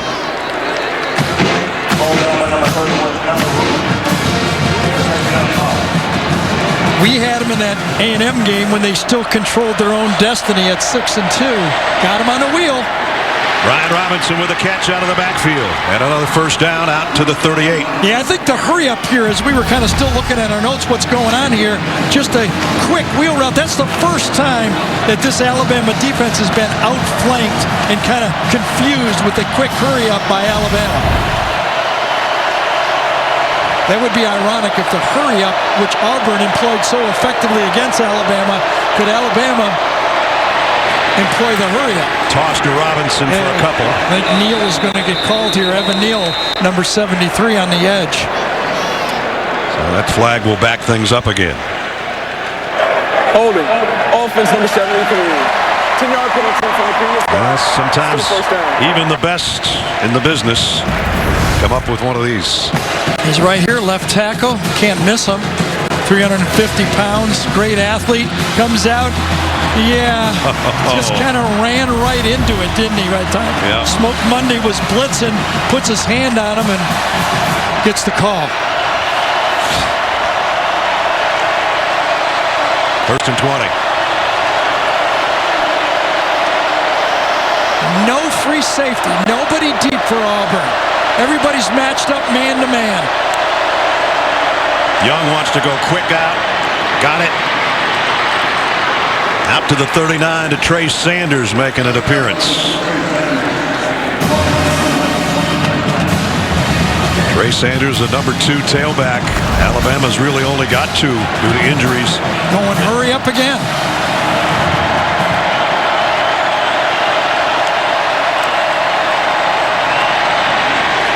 Yard maybe. Third down and 8 coming up. Trey Sanders trying to give Brian Robinson a breather. After that, you got to go down to guys that shouldn't even be playing tailback due to injuries to Jace McClellan and Roydell Williams. Third down and 8. Every one of these third downs gets bigger for both teams. And Alabama's only converted 2. Came in as the best in the country in that capacity. And one was meaningless at the end of the half, Brian Robinson's run. Bryce Young flushed out of the pocket again. Throws a strike, though, to Latu, the tight end for the first down. Bought just enough time. He was flushed out of the pocket. He had to get out, but Latu comes across the formation. Really, no one has him on the play. I think it was McLean, Zakomi McLean, that got him. He might have got picked off as he was coming across the field. DJ Finley's been retaped on that left ankle. We could see that part when he came out of the tent. Meanwhile, the Alabama offense at the 5-minute mark finally on the move a little bit here. Robinson, wow. Man. Hit at the line of scrimmage again. And it was Zakoby McLean who's made so many tackles in his Auburn career. Yeah, he came in last year. He led the nation in tackles with 113, and he tracks this one down, throws away the blocker. He's the leading tackler this year with 89. 11 more tackles, and he'll be the first player since Takeo Spikes that could do it back-to-back, 100 tackle years. Robinson, again McLean. Robinson won that battle to the tune of 2 yards maybe, but that's not winning much of a battle. J.J. Pegues, remember Brad told you he played tight end and H-back? Watch him inside, get the push. Doesn't make the tackle, but the penetration again. Not being able to get that defensive line stoned at the line of scrimmage has been a big problem for the Alabama offensive line. Alabama picked up their last third down. Can they do it again here from the Auburn 44? 3 receivers to Bryce Young's right. He's looking that way. He's going down the middle. He's got a man on the fly, and it's Mechie. John Mechie inside the 20 and down to the 18. Well, this little bunch formation that Bill O'Brien has dialed up. Mechie's here, McCreary's here. Watch, he goes out, cuts in, open by 6 yards on the play. Maybe more than 6 yards, right? And a 26-yard pickup. McCreary's been following Mechie all over the field, but that time they bunched him and forced him off the man-to-man coverage. Young in trouble again, throws as he goes down. Robinson made the catch, but he's going to lose yardage. It was almost another sack. Bryce Young got rid of it at the very last moment. Still looking at that no huddle, trying to keep this Auburn defense a little bit off balance.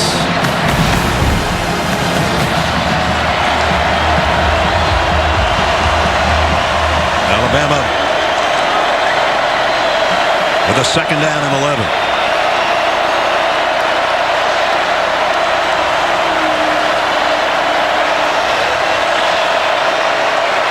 Some confusion right now. You can tell that part just by the reaction of Bryce Young. The clock is winding down. They're going to have to take a timeout.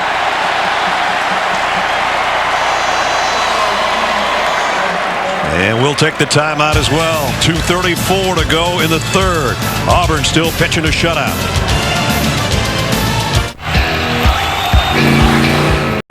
Go to NFLShop.com for Cyber Weekend savings. Invesco brings you today's Scholar Athletes. Slade Bolden from Alabama. Oscar Chapman, who's been a busy punter today for Auburn. Invesco proud to support student athletes on and off the field with a donation of $1,000 to both Alabama and Auburn's general scholarship funds. Alabama has worked it to the Auburn 20 with a second down and 11.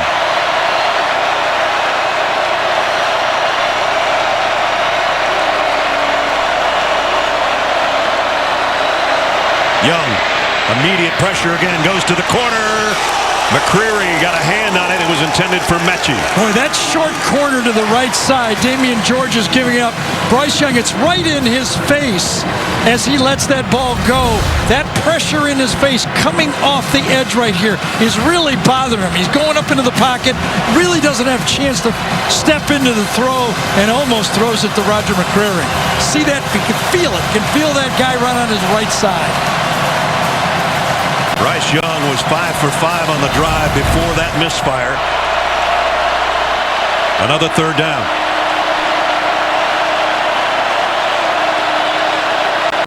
Gotta hurry. I don't know if he was ready for the snap, but he's got it, and he's throwing it, and it's broken up by McCreary again. That time he was on Trayshawn Holden, number 11. Remember, Jamison Williams would be in the game playing that spot. Because of the bunch formation, he ends up with Holden. Ball's a little late and allows McCreary to make up enough time to make the play. McCreary having one of those days that everyone will notice. You're not kidding.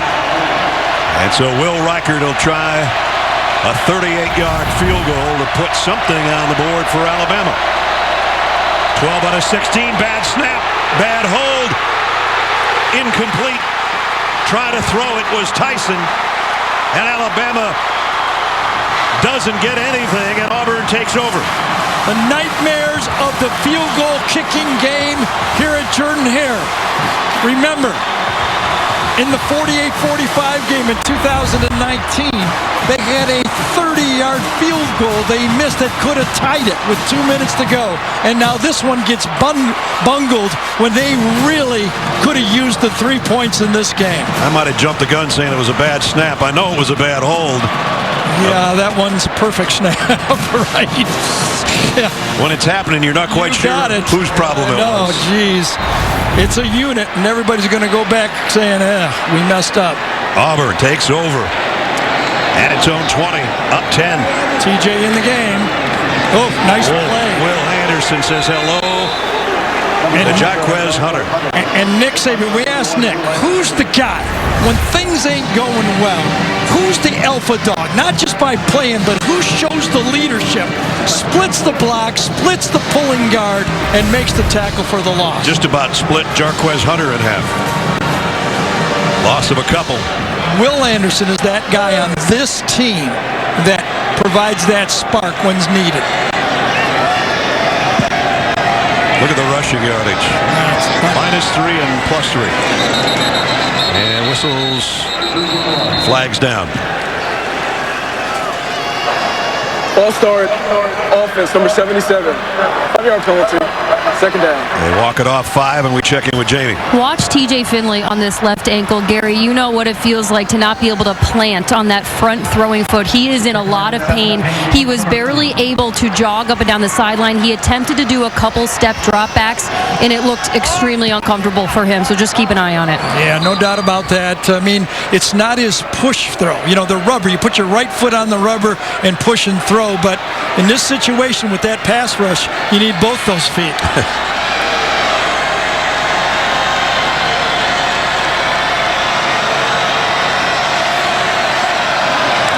Finley's just going to get rid of it out to Hunter in a hurry. Hunter with a head of steam.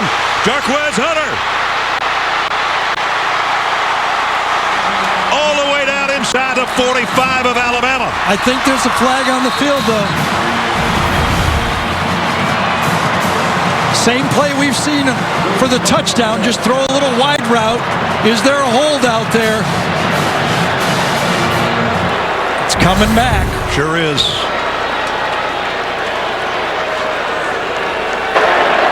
Holding, offense, number 85.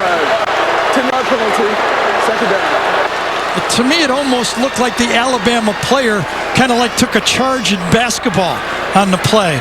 He just kind of like fell back on the play. And I think you can tell what Brian Harsin thinks of that call. That negates a 42-yard gain. They call it on Tyler Fromm, the tight end, number 85.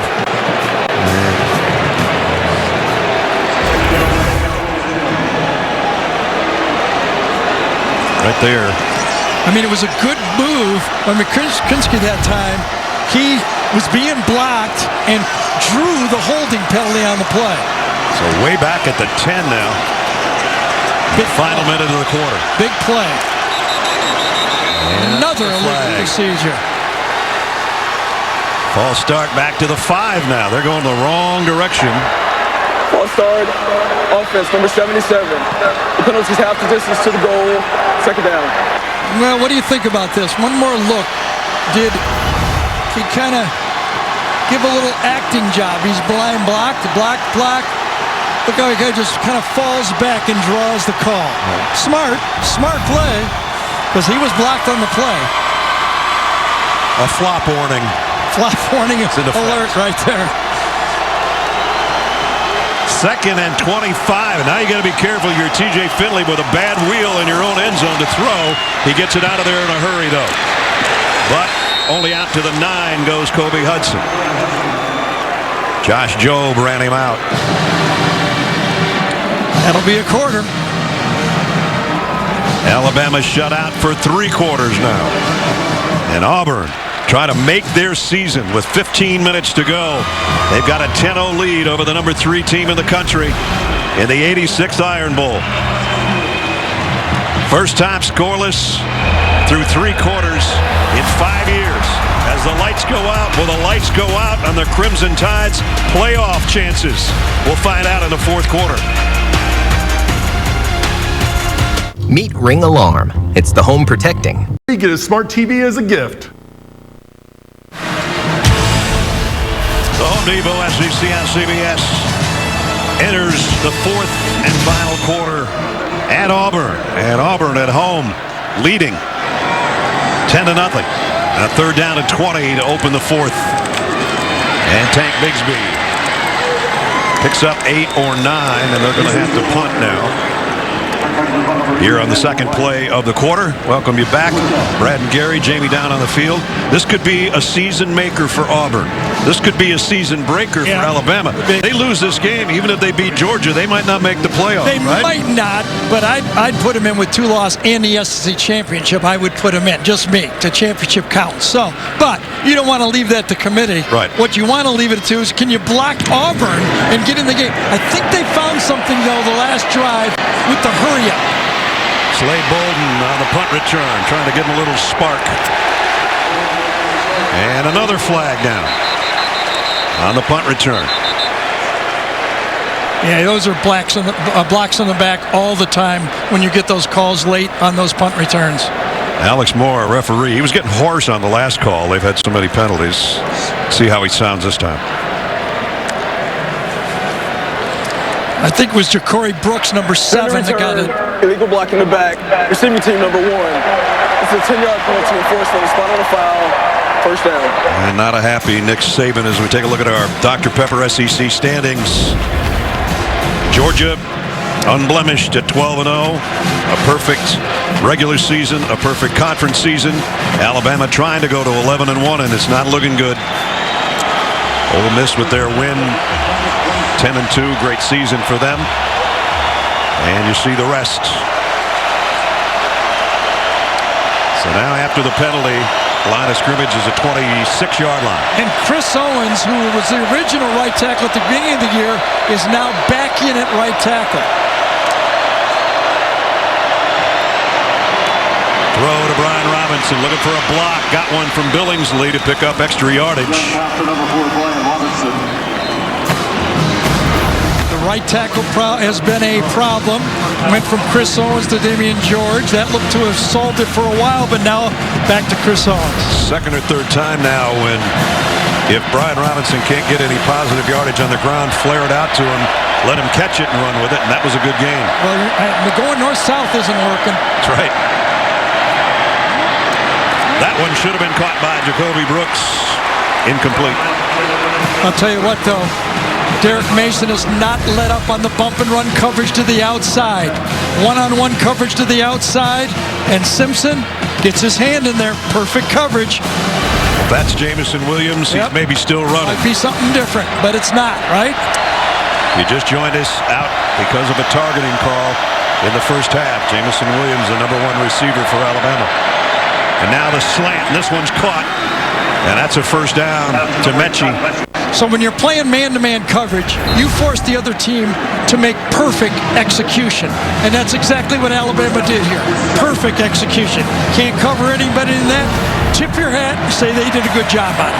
And McCreary right on him. Yep. Like mustard on a hot dog, but Mechie got the best of that one. Well, he's going to get the best of McCreary the rest of the game. Robinson, little hesitation in the hole, pops it out to the left, runs over one guy, got to the 40.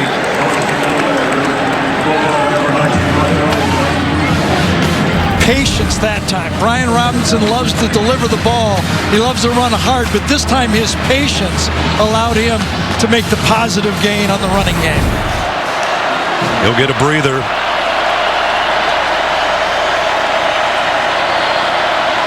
Trey Sanders in the backfield now with Young. And it's Trey Sanders' carry. Might have gotten a yard and a half. Robinson coming right back in. 3rd down and 2. Got to be thinking 4-down territory right now if you're calling plays. Bill O'Brien's talking to Nick Saban right now. Do I have 2 calls or 1 call right here? I know one thing, they only got 12 minutes left.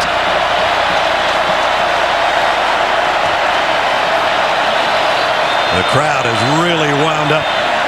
Mechie in motion on 3rd and 2. McCreary in motion. Oh, Brian Robinson dropped it, hit him right in the hands. It's 4th down. Perfectly dialed play that time. They've been given the wheel route early, the successful play early. This time it looks wheel, but he comes back inside. He's got it. He's going to get the 1st down. He drops it. Bill O'Brien has his answer, and so does Gary Danielson. You got 4 downs. Let's go get 2 yards. Biggest play of the game right here.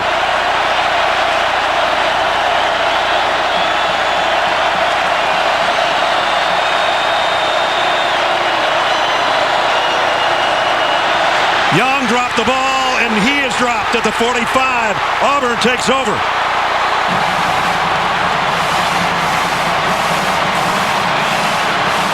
It wasn't a perfect snap, but it was good enough.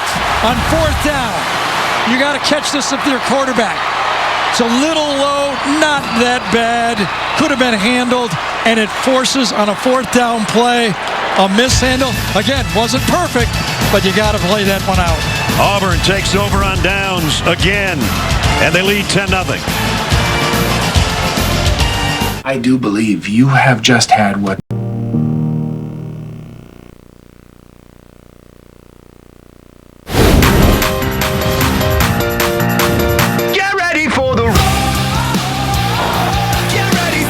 pressured again. Down he goes.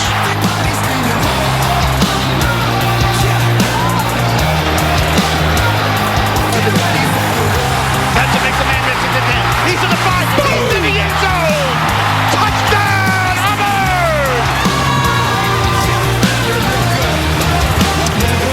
Look at our Ally game recap. Jamison Williams not in the 2nd half due to a targeting call. No points through 3 quarters. First time in 5 years. 1 touchdown pass from TJ Finley. They've had 15 punts and 17 first downs.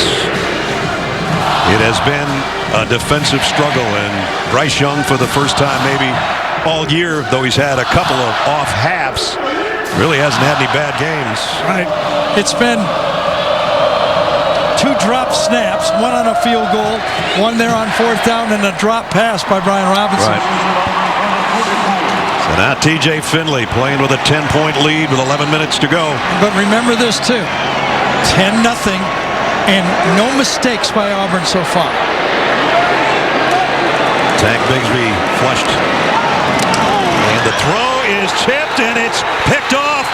Gary just said no mistakes. Josh Jobe just made TJ Finley pay for the first one. No mistakes so far.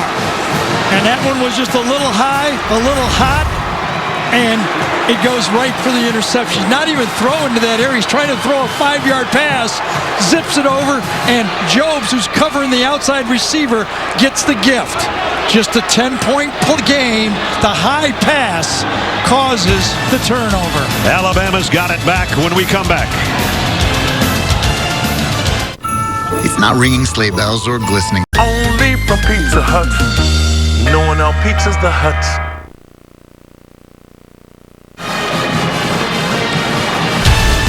The Home Depot SEC on CBS is sponsored by DirecTV Stream,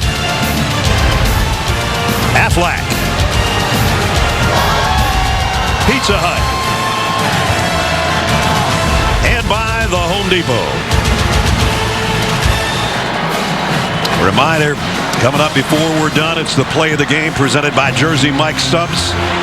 That play may or may not have been made yet. 11:50 to go. Excuse me, Brad. Remember the last snap. Backup center Seth McLaughlin, number 56, in for Darren Delcourt. Just a little low on that snap. That position has to get it up a little bit more and try to get some movement against this Auburn defensive line. Bryce Young and John Mechie having a few words before Mechie comes down to the bottom of your screen. Matched up with McCreary. Might have said, why don't you just throw it to me and see what I can do. How about Brian Robinson into the clear. Brian Robinson looking for a block from Mechie, and he's got it down to the 21-yard line. First big run of the day by either team. And it was to the left side, behind their All-American right here, Evan Neal. Drives them clear out of the play, wins one. Those guys are going to be pass rushers. Make them stop the run. Finally, the Alabama offensive line. And Brian Robinson gets up limping. Let's see, did he get it tangled? That foot, remember, he hurt earlier in the first half. Right. Acting up on again, back in the tent. Well, he'll take a little bit of pain for a 38-yard gain. As you see the end of it. And again, that ankle turned a little bit. It was the same left ankle, I believe. Brodarius Knighton, I think, is the Auburn player that's down. Number 19.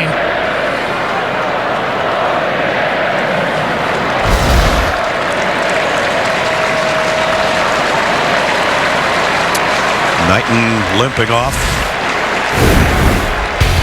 Alabama been doing a lot of wrong things. They get a stop, but they get the face mask. They drop the snap on the field goal. Chance to make it a 10-3 game. First down, they had it. You drop it, then combination of a low snap, quarterback can't save it, and they don't get the fourth down conversion. Third and fourth down tries, both could have been there, but miscues, self-inflicted miscues by Alabama. And 10 penalties. Trey Sanders now in the backfield with Robinson on the sideline. He gets the call. He does a hurdle job looking like Najee Harris, and a big run by Trey Sanders. If that doesn't light a fire under this Alabama football team, so much respect for this guy that has gone through so much in his career. Former five-star that has struggled with injuries, a car accident, and he comes in and makes that play for this football team. Picked up 7, second down and 3. From the 14. Billingsley trying to get the call from the quarterback. Blitz coming. Sanders going. First down. Inside the 10. It's first and goal. This isn't real hard, is it? Blitz coming. It's coming almost every play. Once it's been working, I've been in those games. Once the blitz works, you're going to get it all game. If you can't stop it, it's coming again and again. Matchup at the bottom right here. Mechie, McCreary. Sanders behind Bryce Young from the 9 on first and goal. Taking a long time to get the play here. Got to watch the play clock. They got it off. Sanders again. Puts his head down, puts both arms around the football, and got a couple. Colby Wooden made the tackle. Sure did. Got underneath it. Again, just a bit of a penetration on the play. Those linebackers will clean it up. You just get inside and slow them down. Alabama faithful, what few are here, hoping for a touchdown on this drive as we're under 10 minutes.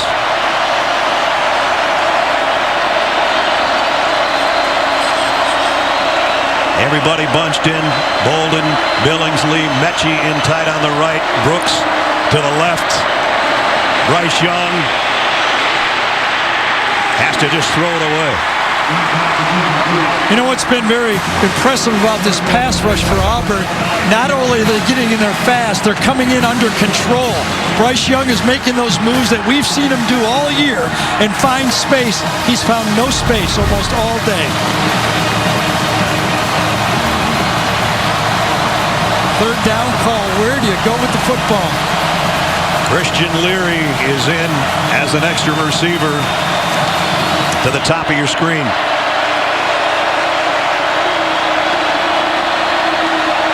Empty backfield, third down and goal. That's Leary coming to the near side. They threw a touchdown on this last week. And now Young goes down again. Derek Hall again. Well, you remember last week we called Bryce Young a point guard with the football, okay? Well, in basketball, point guards can do a lot of stuff. But in football, point guards are allowed to be tackled. Good point. And he was there by number 29. 7th sack by the Auburn defense. Remember the last kick? Will Riker didn't even get a chance because of the snap and the hold. This one's down clean, and so is the kick. Up and good. Finally on the board with 8:44 to go. By the way, Alabama down a touchdown. New holder in the game for that field goal. Watch. Serena Williams. Next Saturday, it's a matchup that could be of epic proportions for the SEC championship and maybe a top spot in the college football playoff. Number 1, Georgia. Number 3, Alabama. We'll set the scene beginning at 3 Eastern with a drive to Atlanta presented by Mercedes-Benz, followed at 3:30 by Zook and the Guys with State Farm College Football Today. SEC championship next Saturday on CBS. Well, will Alabama be 11-1 Alabama or a 10-2 Alabama when they play Georgia? We've still got 8:44 to find out. 8:44 remaining in regulation from Jordan Hare. We'll say this about Georgia this year. They won't care. They want their shot at Alabama this year. That's the hump they haven't been able to get over. Yep.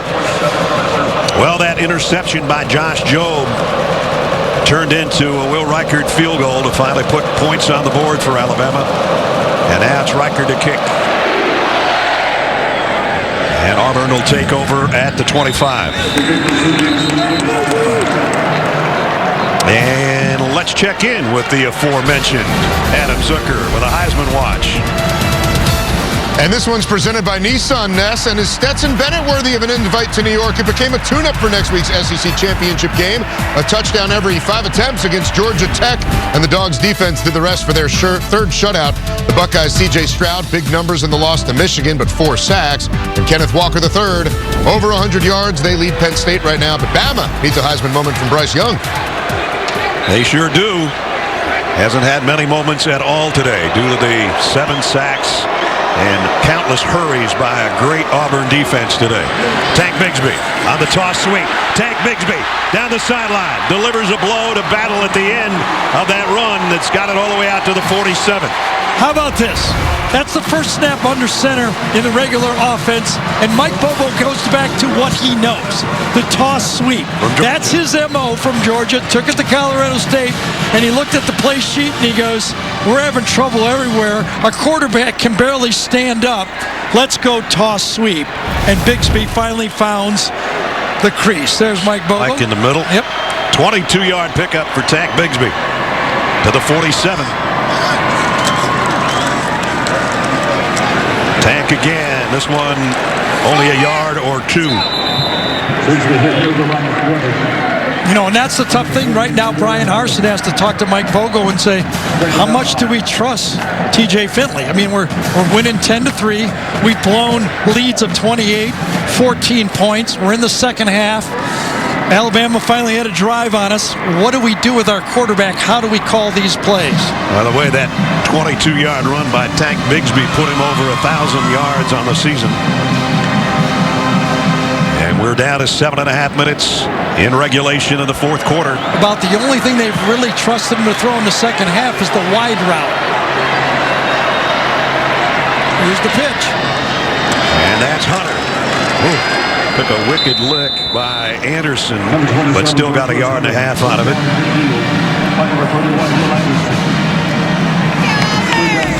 Remember, Alabama only has 2 timeouts remaining as well. I think right now, Bo Jackson and Kerryon Johnson are going, I know that play. I run that play a lot when I was here. The ball is right at midfield. with a 3rd down and 7. Alabama desperately needing a stop or a big play from that guy to force a punt. Sean Shivers in the backfield with Finley. And now he'll empty that backfield. Finley going down the seam, and he threw an interception. Daniel Wright. And Finley's still down, and there's a flag. So hold everything.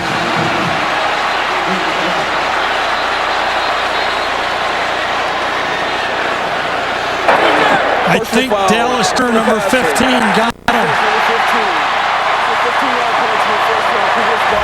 It negates an interception, and it gives Auburn a 1st down. Takes one more step, puts his shoulder right there. And then he drives him into the ground. Really like to get an interpretation from Gene. It's different than the NFL. Drive him in the ground is not a penalty, I don't believe. Was it a late hit, the call? Gene? If anything, I can see, guys, it would be late just based on steps, but to me it doesn't look like it has a roughing the passer feel. It's one step. I know. It's delivered with the shoulder into the chest, and half of his body's on the side. As you said, body weight isn't in the consideration. That's just one step and a good tackle, I in my thought that opinion, was a guys. tough call on Alabama there. And now you see that Auburn's getting close to field goal range, maybe. You know, it's just one of those, and perfectly played defense that time. Daniel Wright is playing the money position, meaning he's the 6th defensive back. He fakes blitz, drops right into the throwing lane, perfect coverage on the play, gets the INT, and it's a 15-yard penalty. Who was it, Micah Parsons of the Cowboys, that said, "Are we playing flag football?" Yeah, exactly. All I know is, I wish. Back in the day. 2nd down and 10. Anderson switching sides, wanted to bring some pressure. Whoa, and there comes pressure up the middle. Big hit by Byron Young. Byron Young made a great play Byron Young did early in the game, turning in a jet sweep, and this time takes off the block by Ham, gets into the backfield, and makes another winning play for this defense.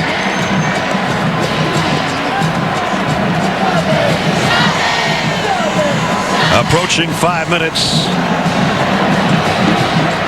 3rd down and 13. Is the 2 decisions here, throw a screen or throw it into the end zone? Do you dare throw anything short? Because the quarterback is struggling right now.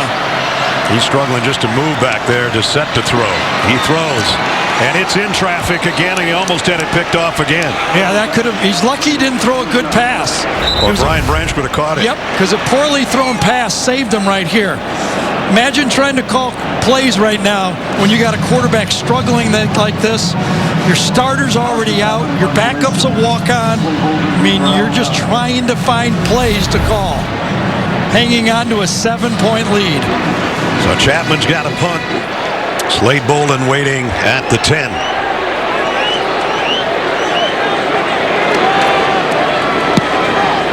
Pooched it.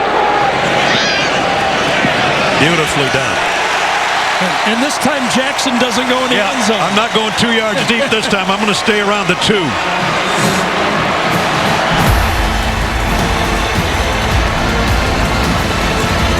The punter does his job. The help on the special teams does their job, and Alabama's 98 yards away from a tie. Sunday on CBS. Adam Zucker with this Jeep update. And if you predicted Michigan and Iowa in the Big Ten title game at Thanksgiving dinner, we need to talk. Minnesota has 13 points in the 3rd quarter on Wisconsin. And if the Badgers go down, Iowa would take the Big Ten West to face the Wolverines. Wisconsin gets it if they can win. But it's a crazy day, guys. It sure is, Zook. And a crazy punt by Chapman and down by Jackson at the 2-yard line. Watch Shedrick Jackson here at the end. He goes, I'm smart. I remember. I learned my lesson. Tapping himself on the helmet. I remember. Well, 4:47 remaining in regulation play. Bryce Young came in as one of the favorites for the Heisman. You want a Heisman moment? You got 98 yards ahead of you. And the first carries, Trey Sanders for no gain. No doubt about it. Number 9 has to come through now. He knows the running game has struggled. They've hit one big run all game. And you got it, Ness. Can you save a season, basically, right now and win a Heisman? Remember, Greg McElroy did it in 2009 with about I think it was 80-yard, 79-yard drive. Bryce Young in his own end zone. Second down and 9 for number 9. Throws out, complete. Short of the first down, though. Around the 9 is Mechie. And he and McCreary have been joined at the hip all day long.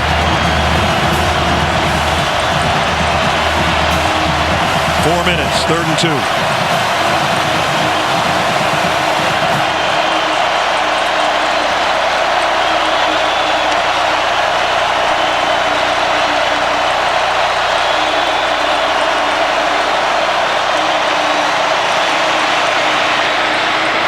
On the run, throws a strike to Mechie.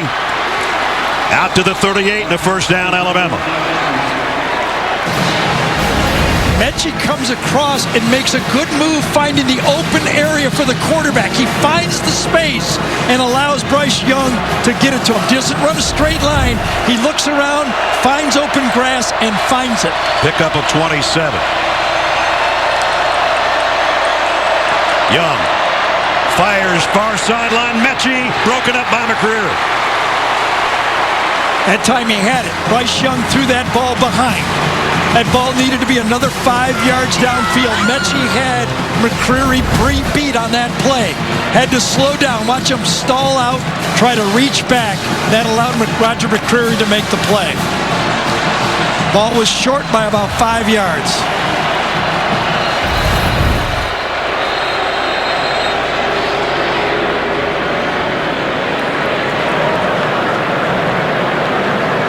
And McCreary shaken up at the end of the play. With 3:18 to go, we'll take a quick break and check on him when we come back. When you walk in the door with Tony Bennett and Lady Gaga, Sunday on CBS. Tomorrow, join Tony Bennett and Lady Gaga for a night of friendship and music as they take the stage for their final performance together. One last time, an evening with Lady Gaga and Tony Bennett tomorrow on CBS. Roger McCreary comes off, appeared to be grabbing his upper hamstring on the left side after chasing Mechie down and breaking up that last pass. And now you got your best corner out of the game. Just going to say that. Does that change Derek Mason's approach? Does he go more safeties backwards? They have backed off. No bump and run. Crossing route, Mechie brought down at the 45. Nehemiah Pritchett made the tackle. And it's 3rd down and about 1.5 yards. But it's 2-down territory from here on out. Bryce Young, 3 out of 4 for 42 yards so far. Alabama needs a touchdown. Young flares it out. Trey Sanders not going to get there. It's 4th down. Alabama with only 2 timeouts. Remember, they've had problems on short yardage all game. What do you do? Is that Derek Hall again?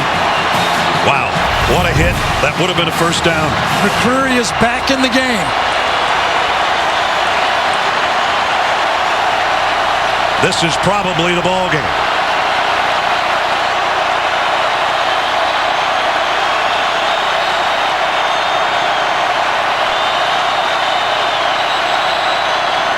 And a timeout taken by Auburn.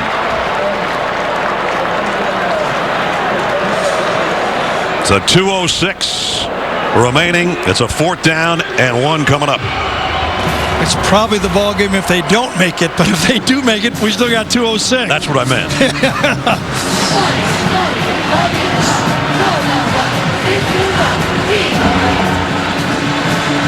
Remember Brian Harsin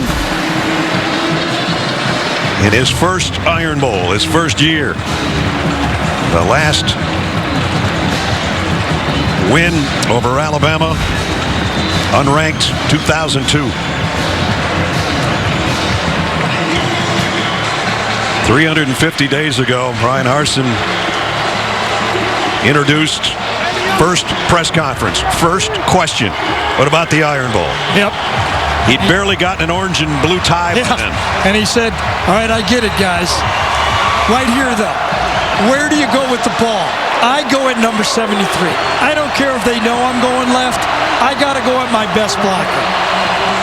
I'm going left on this run. But Alabama doesn't have their best back. They got Trey Sanders, who's trying to fill in with Brian Robinson out to an injury. 4th down and 1. They're going right where Gary said, and they are not going to get it. I don't think. Nope. He didn't make it. Nope. He's a half yard shy.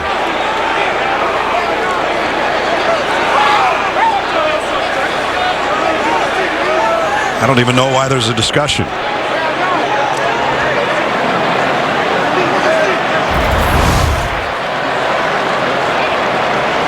Needed to get to the 47, and I don't see that he ever, unless it was right there.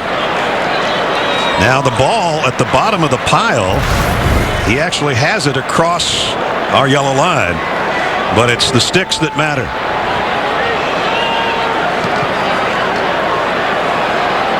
The measurement of the year in the SEC. Length of the football shot. Look at the linebacker hit it right in the mouth. Coming from right there. Watch him hit it. Full speed, beats the block of the tight end, gets in the backfield, and makes the play. A lot of pushing afterwards, but Brian Harsin knew that linebacker blitz. Derek Mason aggressive the whole game, that time with a run blitz. Comes inside, gets the sack, or excuse me, gets the run in the backfield. For that young lady, those were tears of joy if this next 2 minutes holds up. So let's set this up. 2 minutes, 2 timeouts left. That means if they run it and don't make a first down, Bama would get the ball with about a minute to go. I can't imagine they're going to throw the ball.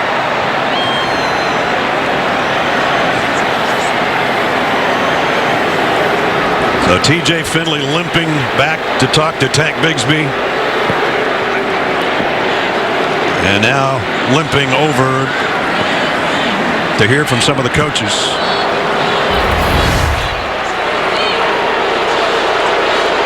Another look.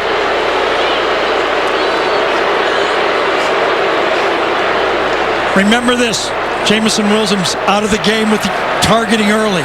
Brian Robinson not in the game with the hurt ankle on that long run. It goes to Trey Sanders. Not enough power, not enough blocking on that 4th and short.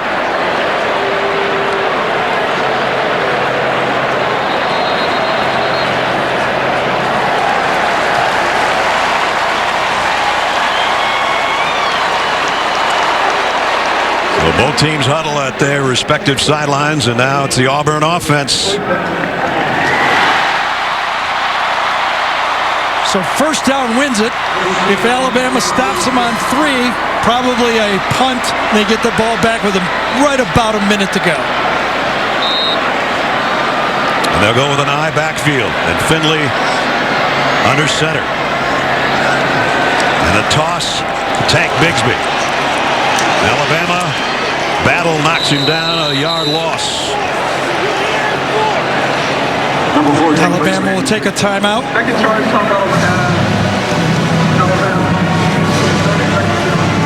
Alabama down to 1 timeout left. From behind, Chandler Wooten, number 31, takes it on.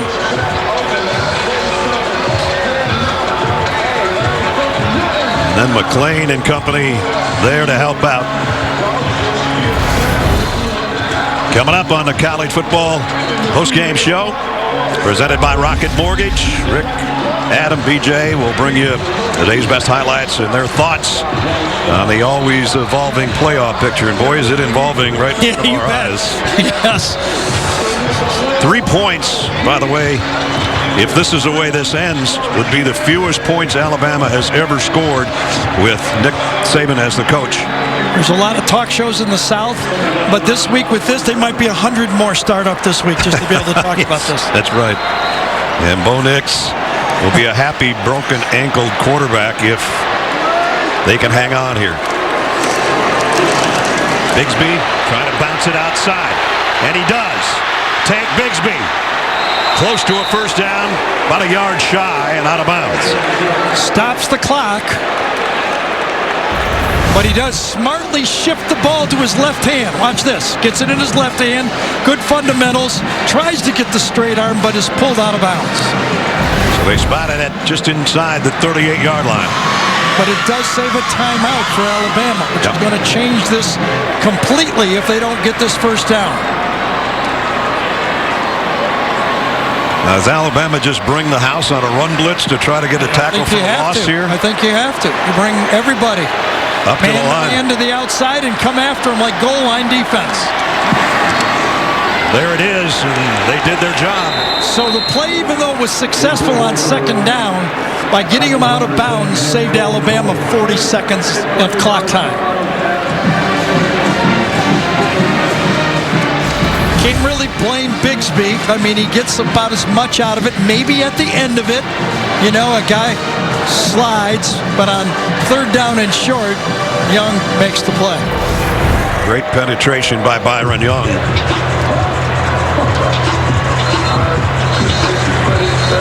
Another college football playoff picture. Georgia did their business against their arch rivals, Georgia Tech. Ohio State lost to Michigan.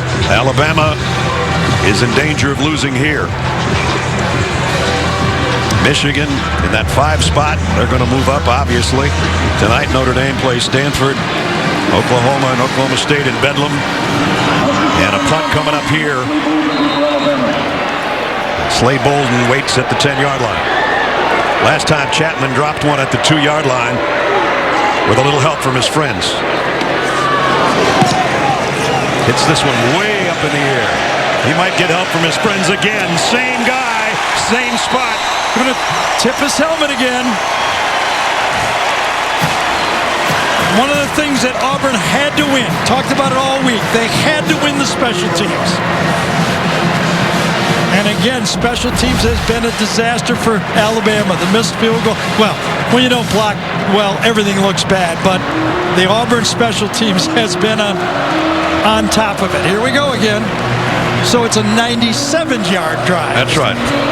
But 40 more seconds than they maybe deserved. No timeouts for the Tide.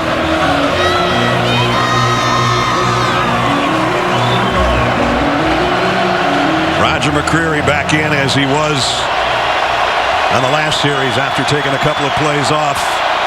Zone coverage for Auburn. Bryce Young in his own end zone. Here comes the heat. He's hit as he throws, incomplete.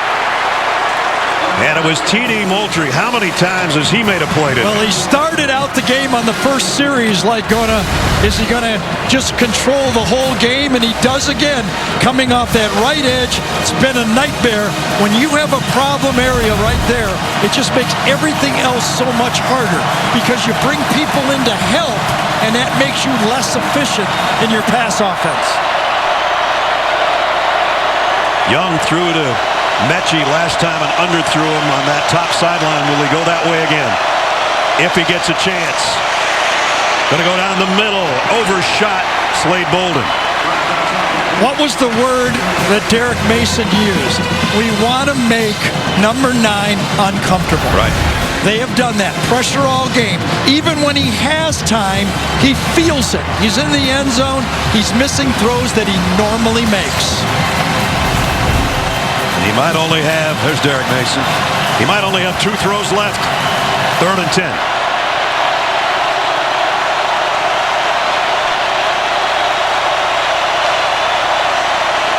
Again, the snap was a little low. Young loads, now throws late, got it complete. First down. He has almost a 6 sense about where that line of scrimmage is. As he moves up in the pocket, he just feels how far he can go forward and lets it go just before he gets to the line. Pick up of 22. First down, tied. Again, on the run. This time he's going to keep it and get out with about a 9-yard gain with 1:06 left. Remember that there should be 40 seconds less in this game. If Bixby doesn't go out of bounds, instead of 1:06, it would be 26.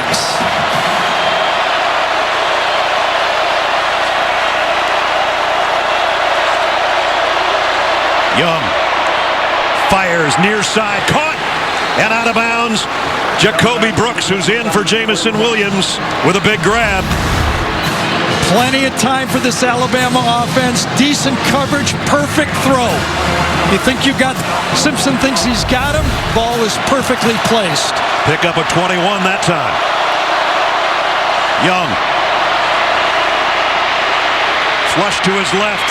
Not going to get him.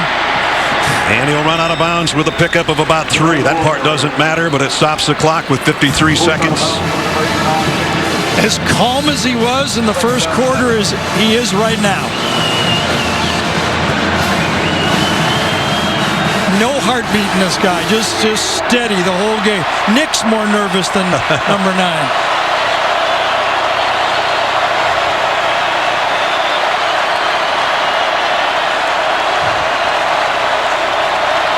Mechie up to the top. Brooks down to the near side. The throw is to Brooks. Did he step out of bounds? I think he did.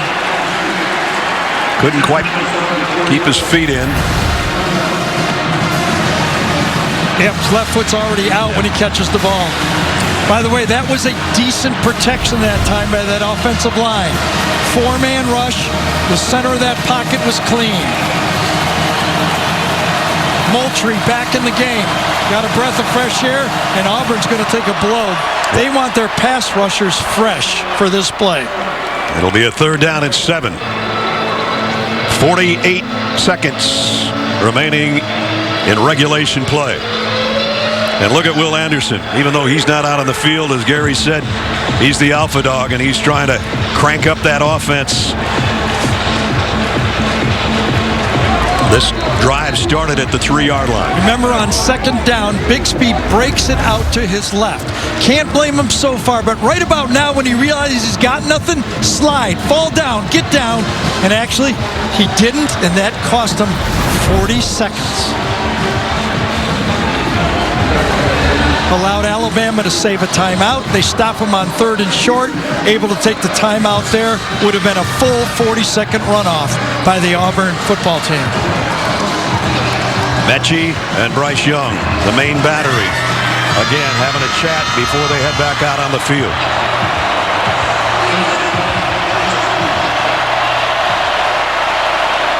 When does Derek Mason bring the heat again? He's been playing it safer, man-to-man, but safer. Only 4-man rush. 3rd and 7.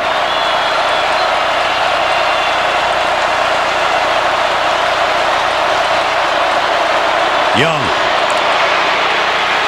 throws as he goes down, incomplete.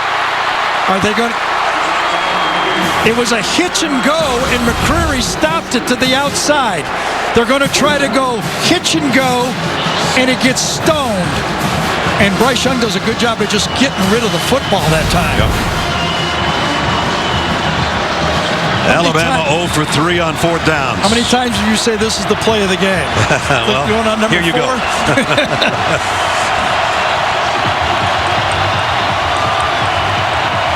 4th and 7. Alabama down a touchdown. Bryce Young backpedals, throws, got his man. It's Billingsley, and he's out of bounds with a 1st down. Hadn't thrown to number 19 all day long, and he gets a big 1st down. Watch Chris Owens this time at right tackle. He's had problems, but not this time on the spin move. He stones it and allows Bryce Young to throw the play.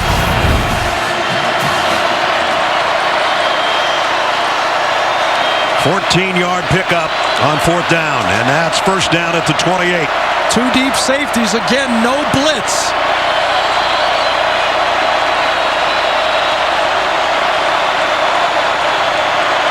Young throws quickly, and nobody home in the corner of the end zone. I don't know if Jacoby Brooks broke off his route or what happened there. Brooks goes down and does a stop route. Bryce Young thinks he's going stop and go, I guess. Exactly. Again, number 7 playing extensively because Jamison Williams is out this second half due to a targeting in the first half.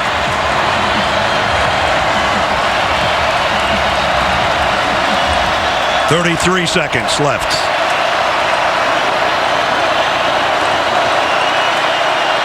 Mechie up on top. Billingsley, who just caught that last pass 2 plays ago in the slot. Bryce Young in trouble again and gets hit as the ball goes harmlessly into the middle of the field. Yeah, put a little pressure on him, but that time, again, able to get the ball away, save it for third down. Sack here could be disaster. Almost hit the umpire.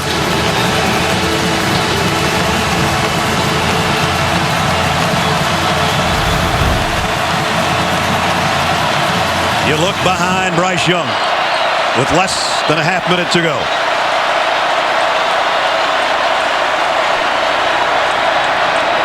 Looking for Brooks in the corner. Got it! Touchdown, Alabama!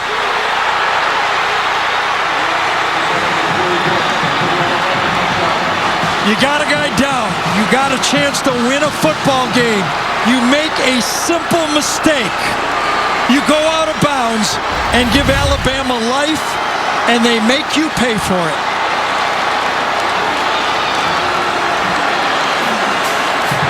Perfect throw. And remember when Nick Saban went over to the bench and said, somebody's got to come through? It was Ja'Cory Brooks. Ja'Cory Brooks in the corner of the end zone. Will Reichard in for a point after. Plays being reviewed on that last catch. Just think that's great coaching by Nick Saban. He walked over to everybody on the bench and said, who's going to come through? 28-yard touchdown if it stands on 3rd and 10. Did he control it the whole way? Got it with his right foot. Comes down, has it in his left arm. When he gets up, he bobbles it. I think he controlled it. Yeah, absolutely. I mean, you get up to hand it to the official at that. Well, Calvin Johnson might argue with that, but that was a while ago. Gene Steratore, what do you see, Gene? You brought that Calvin Johnson statement up and gave me a nightmare real quick there, Brad. But in this situation, great reception by the receiver. As you mentioned, he's going to the ground. He must survive the ground. He definitely survives the ground. It's a great catch and a great play. The ruling on the field stands. Touchdown.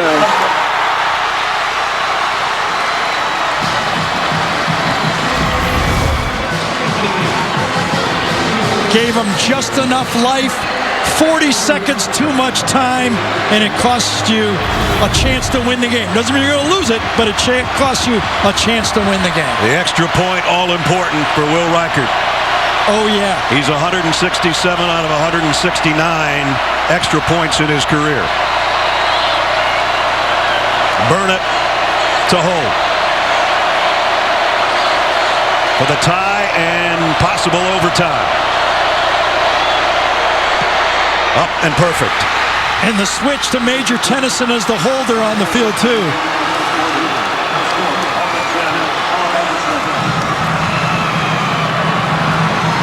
So he bounces it outside. Remember, second down play.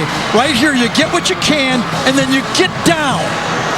Little bit too late when he tries to get down. He can't. He backs out of bounds, stops the clock, and that allows enough time to run a calm minute 47 offense and allows you to throw the ball. When you only have, 50 seconds, you can't run a drive like that. The perfect throw from Bryce Young. Tied at 10.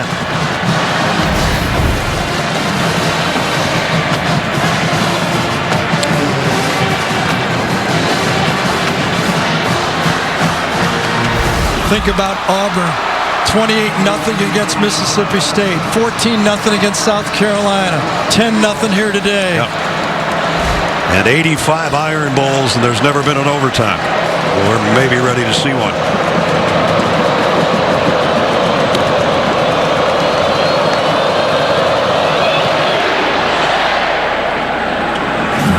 And Hunter's going to have to take a knee. Auburn will come out to the 25. And you would think they're not going to get too fancy. No, I don't think they would. And in fact, if you're Alabama right now, you're liking your spot. Their quarterback is struggling. Yours is a Heisman candidate. 97-yard drive in 12 plays in 1 minute and 11 seconds for Bryce Young to get his first touchdown toss of the day and his 39th of the season. And now it's just going to be a knee for Auburn. Yeah, I get a feeling the people that are booing this haven't been watching. Yeah, that's for sure. So 5 fingers up, meaning let's take overtime because we played 4 quarters.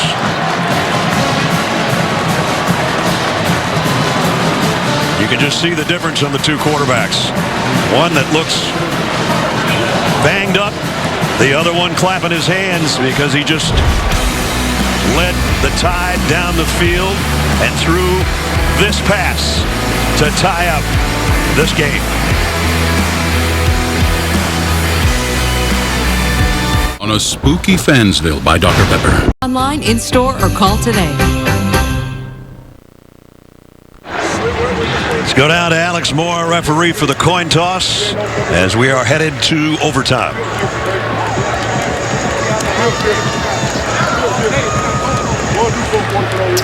I thought he was ready to flip it. Not quite.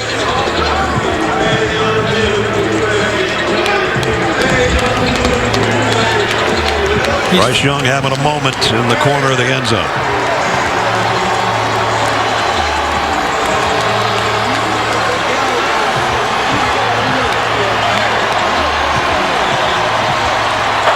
Gentlemen, welcome to extra periods. Alabama, it will be your call.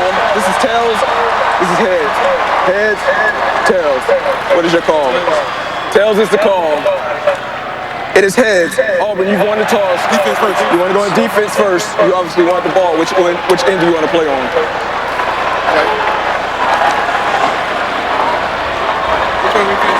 Go face that way. Auburn has won the toss and elected to go on defense first.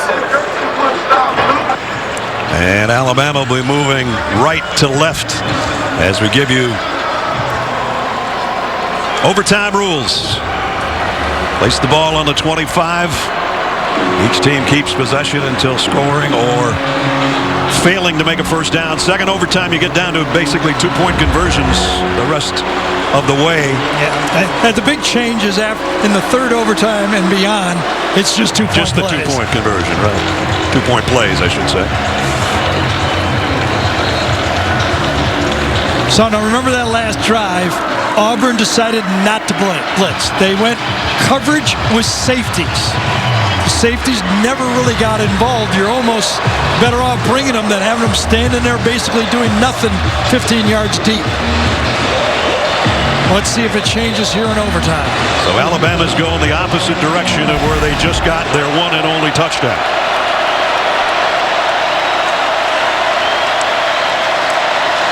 Trey Sanders. Nope. Loss of a yard. Looked like he was going to pop it outside, and Marcus Harris wouldn't let him. Yeah, those defensive tackles have been playing strong all day.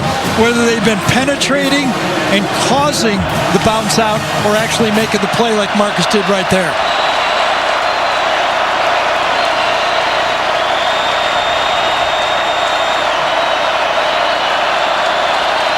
Four receivers, Billingsley, the tight end in the slot. Young looks right, wanted to come back left, and now does, and he's got his man open, and it's Mechie out of bounds around the 12. Wish I could explain to people how hard that is. You move up in the pocket. I mean, these are elite throws. These are the type of throws that the franchise quarterbacks make. Move up in the pocket on the run and deliver a strike. Not just a ball anywhere, but a strike. 13-yard pickup. Sanders down to the 7. Colby Wooden made the tackle.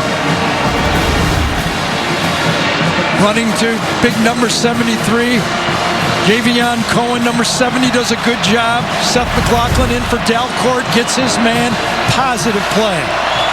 2nd down and 5. Sanders again. Trying to power for a yard. I don't think he's going to get one. I'll tell you, Marcus Harris does a good job that time. Number 50, he made the tackle on the first play of overtime, and this time he fights through a double team and gets in there again. Gets the block, gets inside, bounces it by, and then cleaned up again by those linebackers. Penetration. Don't have to make the play. You just can't get blown off the ball. The Tide can get a first down at the 3.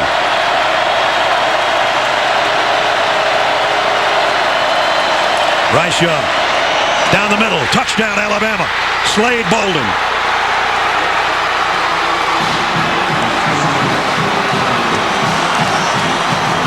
He's at the top of the bunch this time, Slade Bolden. He's right here. He fakes like he's going to go to the corner, and then he stops. Watch. You think he's going wide? Stops. Gets it. Stops and kneels and makes the grab. Yep. He dropped one of those earlier when we were watching. Remember early in the season? Yep. This time, nope, he ain't dropping that one. Looked like Alabama was a man short on their extra point team. They are. Will Reichert is saying, get somebody out here, would you? I don't want to get this extra point blocked. And it's up and good. Alabama draws first blood in overtime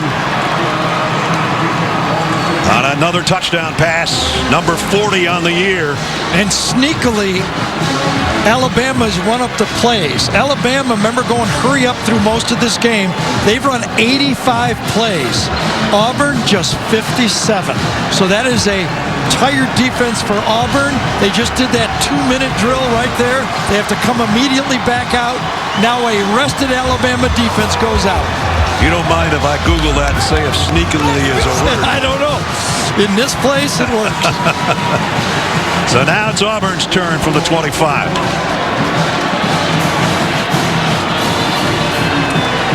Auburn needs a touchdown to extend it to a second period.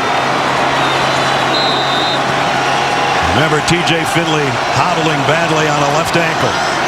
Tank Bigsby out of the backfield. Finley points, looks, and comes over to his safety valve. Bigsby. Tank's going to go down. Almost got face masked and goes down at the 22. And now a flag does fly in. I don't know if they call a face mask or not. They got his helmet. They are going to call face mask. Do they actually get the face mask? Well, they got the ear hole. Yeah, that's for sure. Second time we've seen an ear hole job today. There was no foul for face mask. I didn't think they got the face mask. So it's a short gain of 3. Again, as long as you don't grab that cage, the orange part, if your finger goes in right there, that's really not a foul. Might take away your piano playing for a couple days, but I didn't know. I actually thought if he got him in the ear hole like that, it was, but obviously it's not. Now Finley is under center. Play fake. Quick throw out in the flat to Demetrius Robertson, and he tiptoes out of bounds. I thought the ear hole and the face mask was the same, but we'll see. Gene's with us. Yes, it is, guys. Any opening, the helmet opening or face mask counts. I think they get fooled a little here with the white gloves and the white helmet, but we can clearly see a finger or two stuck into that opening, and that does count as a face mask, just like if it would be grabbed, the mask itself would be grabbed. And obviously it's not reviewable. It's one of those plays that, you know, replay could have fixed it, but had no opportunity to fix it. 3rd down and 2. Kobe Hudson settles in on a slot to the right. Finley down the middle. He's got his man. It's Hudson. And he's down inside the 5. So give this Auburn offensive line credit here, okay? A lot of pressure all game, stunt up front, but they allow Finley to step into this throw, and he gives the ball to Hudson accurately this time. 1st and goal. Auburn goes hurry up here. Give it off to Bigsby. Got maybe a yard before he stood up. So everybody catches their breath here for a second. Second down and goal for the Tigers. So right now, if you're Mike Bobo, you're looking at your 2-point plays right here because you'd like to save them because overtime means you may need them later, but you got to get there. So Mike Bobo's going, what do I got? And I look right now at my 2-point plays, the one that I've been practicing all week. They got Pegues in there much like last year playing tight end. There he is. And this is going to be a loss back to the 6. And it's Byron Young again. And he has had a good football game. There's Young number right there. Watch him get inside, blows up inside, gets that penetration, and Young makes the play. This changes up the offense now for Auburn. They have to come back with the wideout group because they're backed up to the 5 on 3rd and goal. They get the tight ends out of there. Alabama has a chance to change up their defense. 3rd down and goal. TJ Finley, empty backfield. 4 receivers to his right. Hunter in motion. Finley to the end zone. And he got it in there. Touchdown. What a catch. Landon King. Number 4 tight end, a freshman, number 40, comes across, good coverage, one hand. Wow. Makes the play. In the slot on the play. Right side. There he is. Watch him come across. Good coverage. Perfect throw. Better catch. Perfect, better. All in one play. Ben Patton in for the point after. Remember, backup kicker. Anders Carlson, the injury against Mississippi State has put it on this guy's left foot, and he drills it. Landon King's first touchdown reception. Extra point is good. Auburn has answered. Alabama and the Tigers tied at 17 in overtime. Watch Serena Williams. With your choice of sauce, just $7.99. Only at Zaxby's. And see Ghostbusters Afterlife exclusively in movie theaters. Well, we go into overtime number 2 as TJ Finley drills a pass to Landon King for the touchdown to even things off. Now we're into overtime number 2. As you look at the yellow graphic, you have to go for 2 if you score a touchdown. One more time. Then when you get to the 3rd one, they put the ball down for 2-point plays. So how about that? Yes, we were kind of visiting about this. Ja'Cory Brooks, the freshman, makes the play, and then coming back the other direction, King, the freshman, makes a better one. Might have been the best pass TJ Finley's thrown all day, too. He put it right where only his guy could get it. I know. The Alabama defender goes, I can't cover him any better than that. Now remember, it's Auburn's ball first to start their second overtime offensively at the 25 on the other end. Bo Nix, pressure's off him. Pressure's on this guy. And he's having a hard time just walking.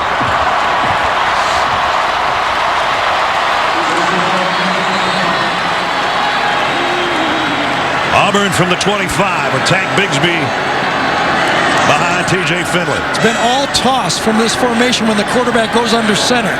They got anything different? Nope. Bigsby. He's going to get stretched out for only about a yard gain. Christian Harris ran him out.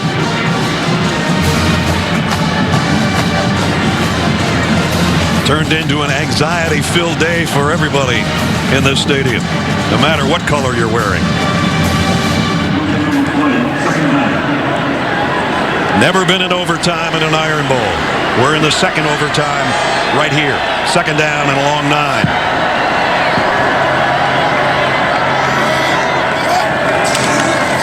Bigsby. Whoa, what cut down by Christian Harris. Well, everybody talks about it. He's the most athletic of the linebackers, and this time he shows it. Anticipates the sweep, beats Brom to the spot, the center. Center's trying to pull around and get him. He beats him to the spot. Now the drama's been taken away about whether or not there'd be a run coming up. Well, now you even wonder, can they go field goal? Third down and 13. If they don't gain yards here. We're not trying to shortchange their kicker. It's just that the guy they had was an all-conference performer. The guy that's kicking today is young and inexperienced. Finley from behind, got pressure, got hit, goes down. Daniel Wright with a sack. That's, again, lack of experience. You hope your quarterback has that mental clock. Can't take a sack in that situation. Even puts more pressure on your kicker here. And from behind, gets the sack from Daniel Wright. Got to get rid of that football, at least save those 3 or 4 yards. Ben Patton, his longest field goal is 37 yards. This will be from 49. Made one earlier from 33. The biggest moment of his football life right here. Kick on the way. Kick is good. There's a flag.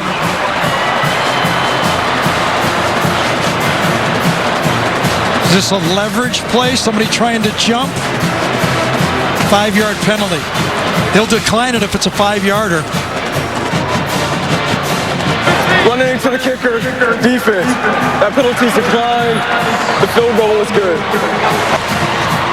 So running into the kicker after was made. Remember, Anders Carlson, the kicker in 2019, made 4 field goals that day. The longest from 52, but his backup just a big one right there, didn't he? Boy, I guess.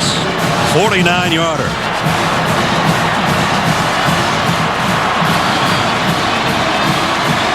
They win this game, they'll be calling him George Patton instead of Ben Patton. Well, Alabama's chance is next.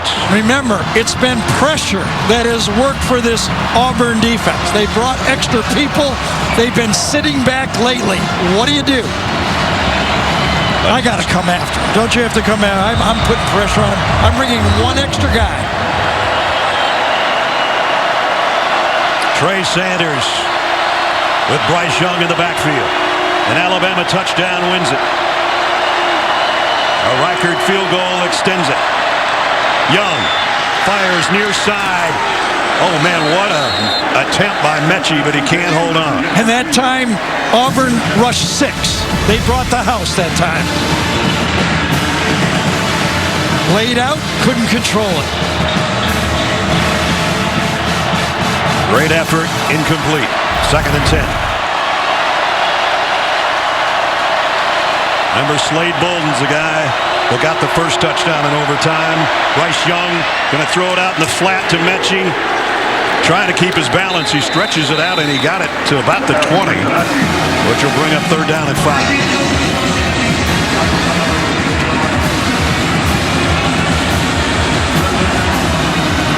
Second overtime. Auburn 20. Alabama 17.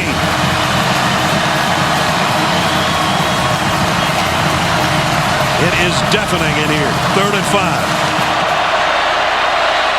That's Billingsley in motion.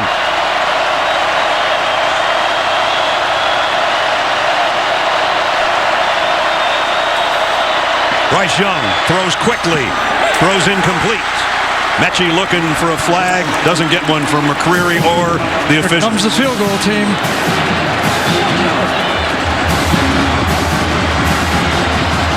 Will Reichert comes out for Alabama. Very aggressive series for Derek Mason and Auburn.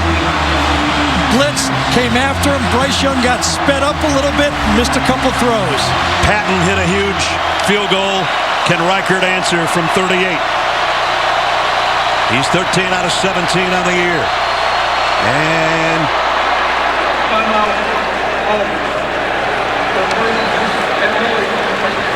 a timeout taken by Auburn.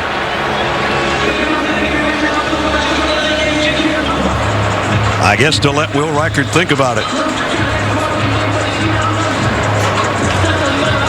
Last year he was unbelievable. He didn't miss a field goal all year.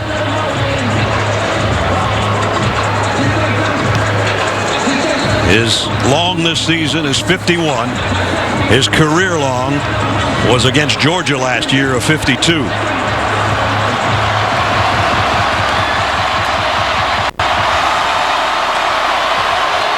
This one will be from 38. From the right hash. To try to send us to a third overtime.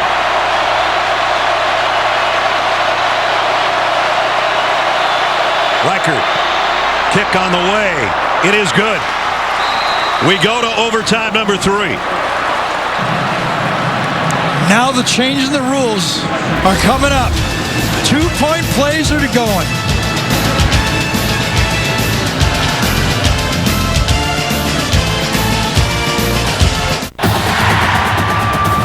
How's Sanchez looking? Before investing, carefully read and consider fund investment objectives, risks, charges, expenses, and more in prospectus at Invesco.com. We just keep moving you down the graphic on the left side of the screen. Third overtime and beyond. Each team attempts 2 points instead of a possession. The ball placed on the 3-yard line. Yeah, the kickers can go in and grab a shower now. Yeah, they did their job. You got it. Patton hit his 49-yarder. Reichert hit his 38-yarder. And now we go to the third overtime. So your best 2-point plays come into play here.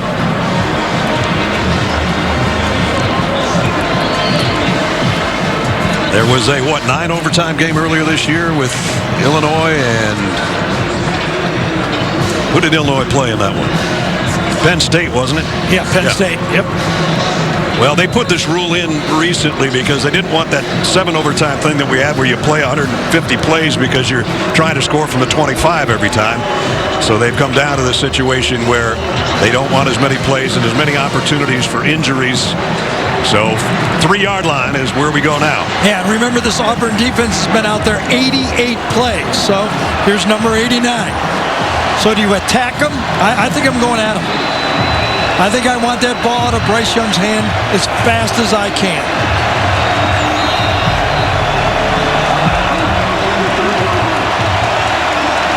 Mechie up top. And now comes in motion to the left where there's 3 receivers for Bryce Young if he throws that way. Timeout, Auburn. Their first and only of this extra period. This will be a 30-second timeout. So, Ryan Arson and Derek Mason didn't like the looks of how they had their defense set up, I guess. Yeah, they were a little confused. One of the safeties had to move over and then the shift. So he took the timeout to be safe. But remember this, if something goes wrong and the play clock runs down on offense, Auburn cannot take a timeout. That's right, they're out for this period.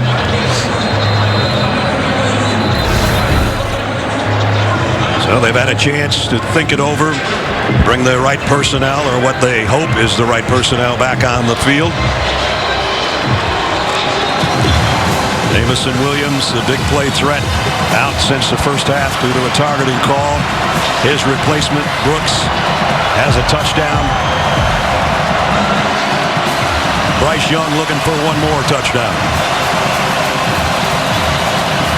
And Trey Sanders in the backfield with him. Again, Mechie's going to cross the field in motion. That sets up 3 receivers to Bryce Young's left. Goes that way on a quick slant. He's got it to Mechie for the 2-pointer. These bunch looks are so difficult to defend all the time.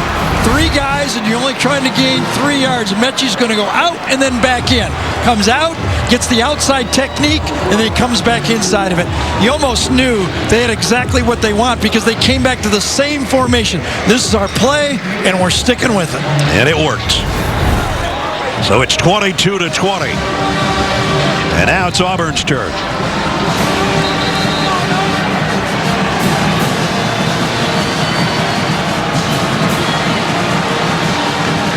Their approach might be a little bit different with Tank Bigsby. Well, they got the same look. The bunch route. Only to the right for them.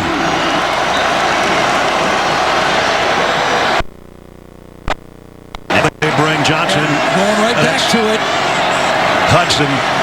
Finley wants a throwback. Got it to Shanker. He's in. It's almost a Lutchenkirchen play right there, isn't it? It is.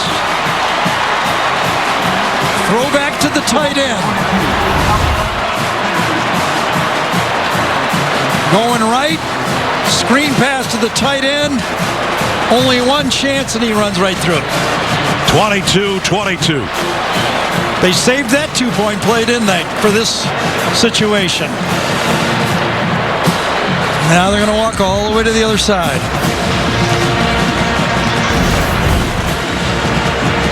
The long walk, 97 yards the other way for everybody. Fourth overtime upcoming.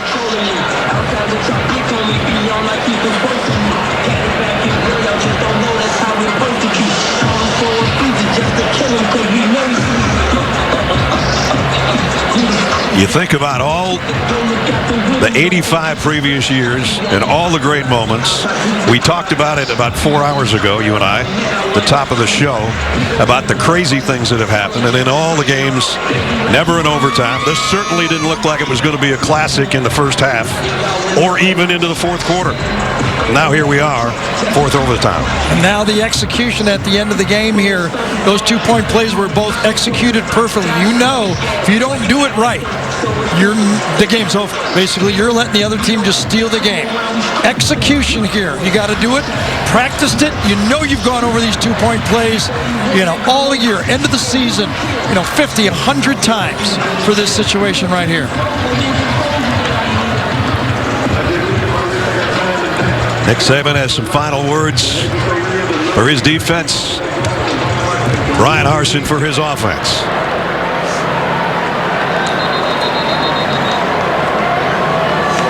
And here we go. Tigers will line it up at the 3-yard line. Well, they've already used their best 2-point play on the first one. Well, I hope they got a second. Yeah. What do they got for their number 2-point play? They got everybody kind of stacked in tight. Now they spread them out a little bit.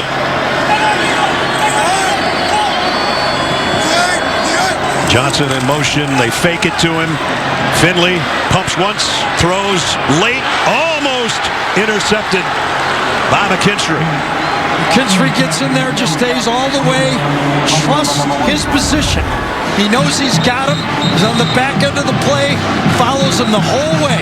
Right there he is, following him the whole way. Doesn't panic, turns around, finds the football, and makes the play. Ball's a little behind, maybe more than a little bit behind.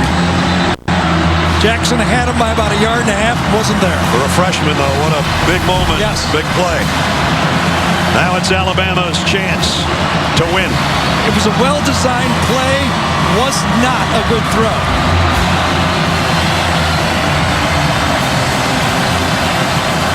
Christian Leary in the backfield with Bryce Young. Remember, they hooked up against Arkansas on a touchdown that basically won that game.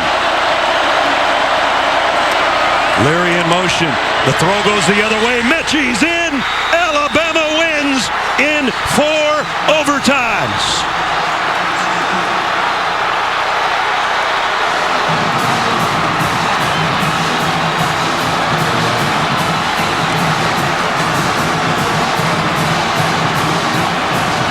The Crimson Tide pull it off in the fourth quarter and 4 extra sessions. Ness, it's been a matchup all game, and Mechie runs a beautiful route. You can't do it any better than this. Watch this one-on-one route down here. You can't cover this. Patience, fake in. Got him. Thought he was going to run the slant, and he beats 23. They've been eye to eye all game. 2 all-conference performers the entire afternoon. Nick Saban, the winning coach again. Coach, we talked at halftime about how challenging this game was for you guys. In the end, you tried to have the execution from your team. For the guys that keep fighting like they did and to have the 90-some yard drive to tie the game up to get it in overtime, But I tell you what, the players, I'm so proud of the way they competed in the game and fought. They said that's what we wanted to do at halftime, and I couldn't be prouder of them. I mean, it was unbelievable. You addressed your team several times during some very emotional moments during the game. What were you saying to them in those moments? Well, I was really just trying to get our guys to just focus on executing. You know, I think they were a little bit out of sorts, and I could kind of see it in their eyes, so I just wanted them to go play. I told them to have fun at halftime. I said, just go have fun, man. Quit worrying about the result and let's just go have fun. At what point did that become fun for you? When we caught the ball. I'll let you go celebrate, Coach. Congratulations. Thank you. Bryce Young is standing right here, guys. Bryce, can I just check your pulse, man? Does that number ever change? I mean, this game, you were on the 2-yard line at the end of regulation. Honestly, what was that game like for you? It was crazy. It was crazy. When when you're playing in the Iron Bowl, what else are you supposed to expect? But throughout all the ups and downs, even in that last drive, I have so much faith in my guys. My confidence never wavered. We've been working hard since the off season, and really, when we got the ball at 98, whatever it was, I was kind of happy about it. I knew it was going to be a great moment for us. I have all the faith in the world in my guys and the coaching staff, so I'm happy I was able to lean on them and we were able to come out successful. What was the most challenging part of this day? We definitely had some adversity that we had to hit, and I think the biggest thing was making sure that we were, that we combated it together. That was the biggest thing, was making sure that we were all on the same page, whether it's ups or downs. We had some issues offensively, but for us to come together and to really sort those things out together, that was the biggest thing for us. Hey, go celebrate the first overtime Iron Bowl win ever. I appreciate you. Yeah, you're right. I don't think the pulse is any different than it was earlier. The first ever SEC overtime game was 25 years ago. Georgia beat Auburn in 4 overtimes. Mike Bobo was the winning quarterback. Today, in a 4 overtime thriller, Bryce Young, the winning quarterback over Mike Bobo, the offensive coordinator at Auburn. Ness, what we'd love to do is watch great competition with consequences. And in this game, the consequences for Alabama were huge. But how about a salute to Auburn? 20-point underdogs, a rivalry game. They weren't going to hand it to them. It wasn't the season they wanted, but they wanted to finish it for Auburn win. What a great football game they played. Just a testament to college football and to Auburn football as well. And to this particular rivalry, a great one in its 86th edition. Now it's time for the plays of the game, presented by Jersey Mike Subs. First of all, you've got to get the ball back to your offense if you're to have a chance. And the freshman defensive back did it with that play. McKinstry, again, followed his man all the way across the back of the end zone, knocked it down with the right hand. That gave the ball back to Bryce Young. And as they empty the backfield, he empties his hand, and John Mechie is on the other end. And that's how it ended in 4 overtimes in a thrilling Alabama come-from-behind win. 24-22. There's the alpha dog and the alpha puppy. You got it. And both of them led their defense and offense. Bo Nix wishes he was out there, but proud of it. I'll tell you, you got to salute. Alabama is clutch. They proved it. They did it today. They came from behind and win. They were number 3 in the college football rankings coming into this day. Who knows what will happen, because Ohio State lost today to Michigan, if you didn't hear. And Alabama in 4 overtimes, a win over Auburn. That sets up our matchup next week. I'll be there. I think I'll come with you. Georgia and Alabama next week in the SEC Championship. That's going to do it for us. It's been a long day, but a very fun day. For Gary, Jamie Erdahl, Gene Steratore, our entire CBS crew, Brad Nessler saying so long. Final score, Alabama 24, Auburn 22 in 4 overtimes. We'll get you back to Zook and the gang for the college football postgame show presented by Rocket Mortgage right after these messages. See you next week in Atlanta.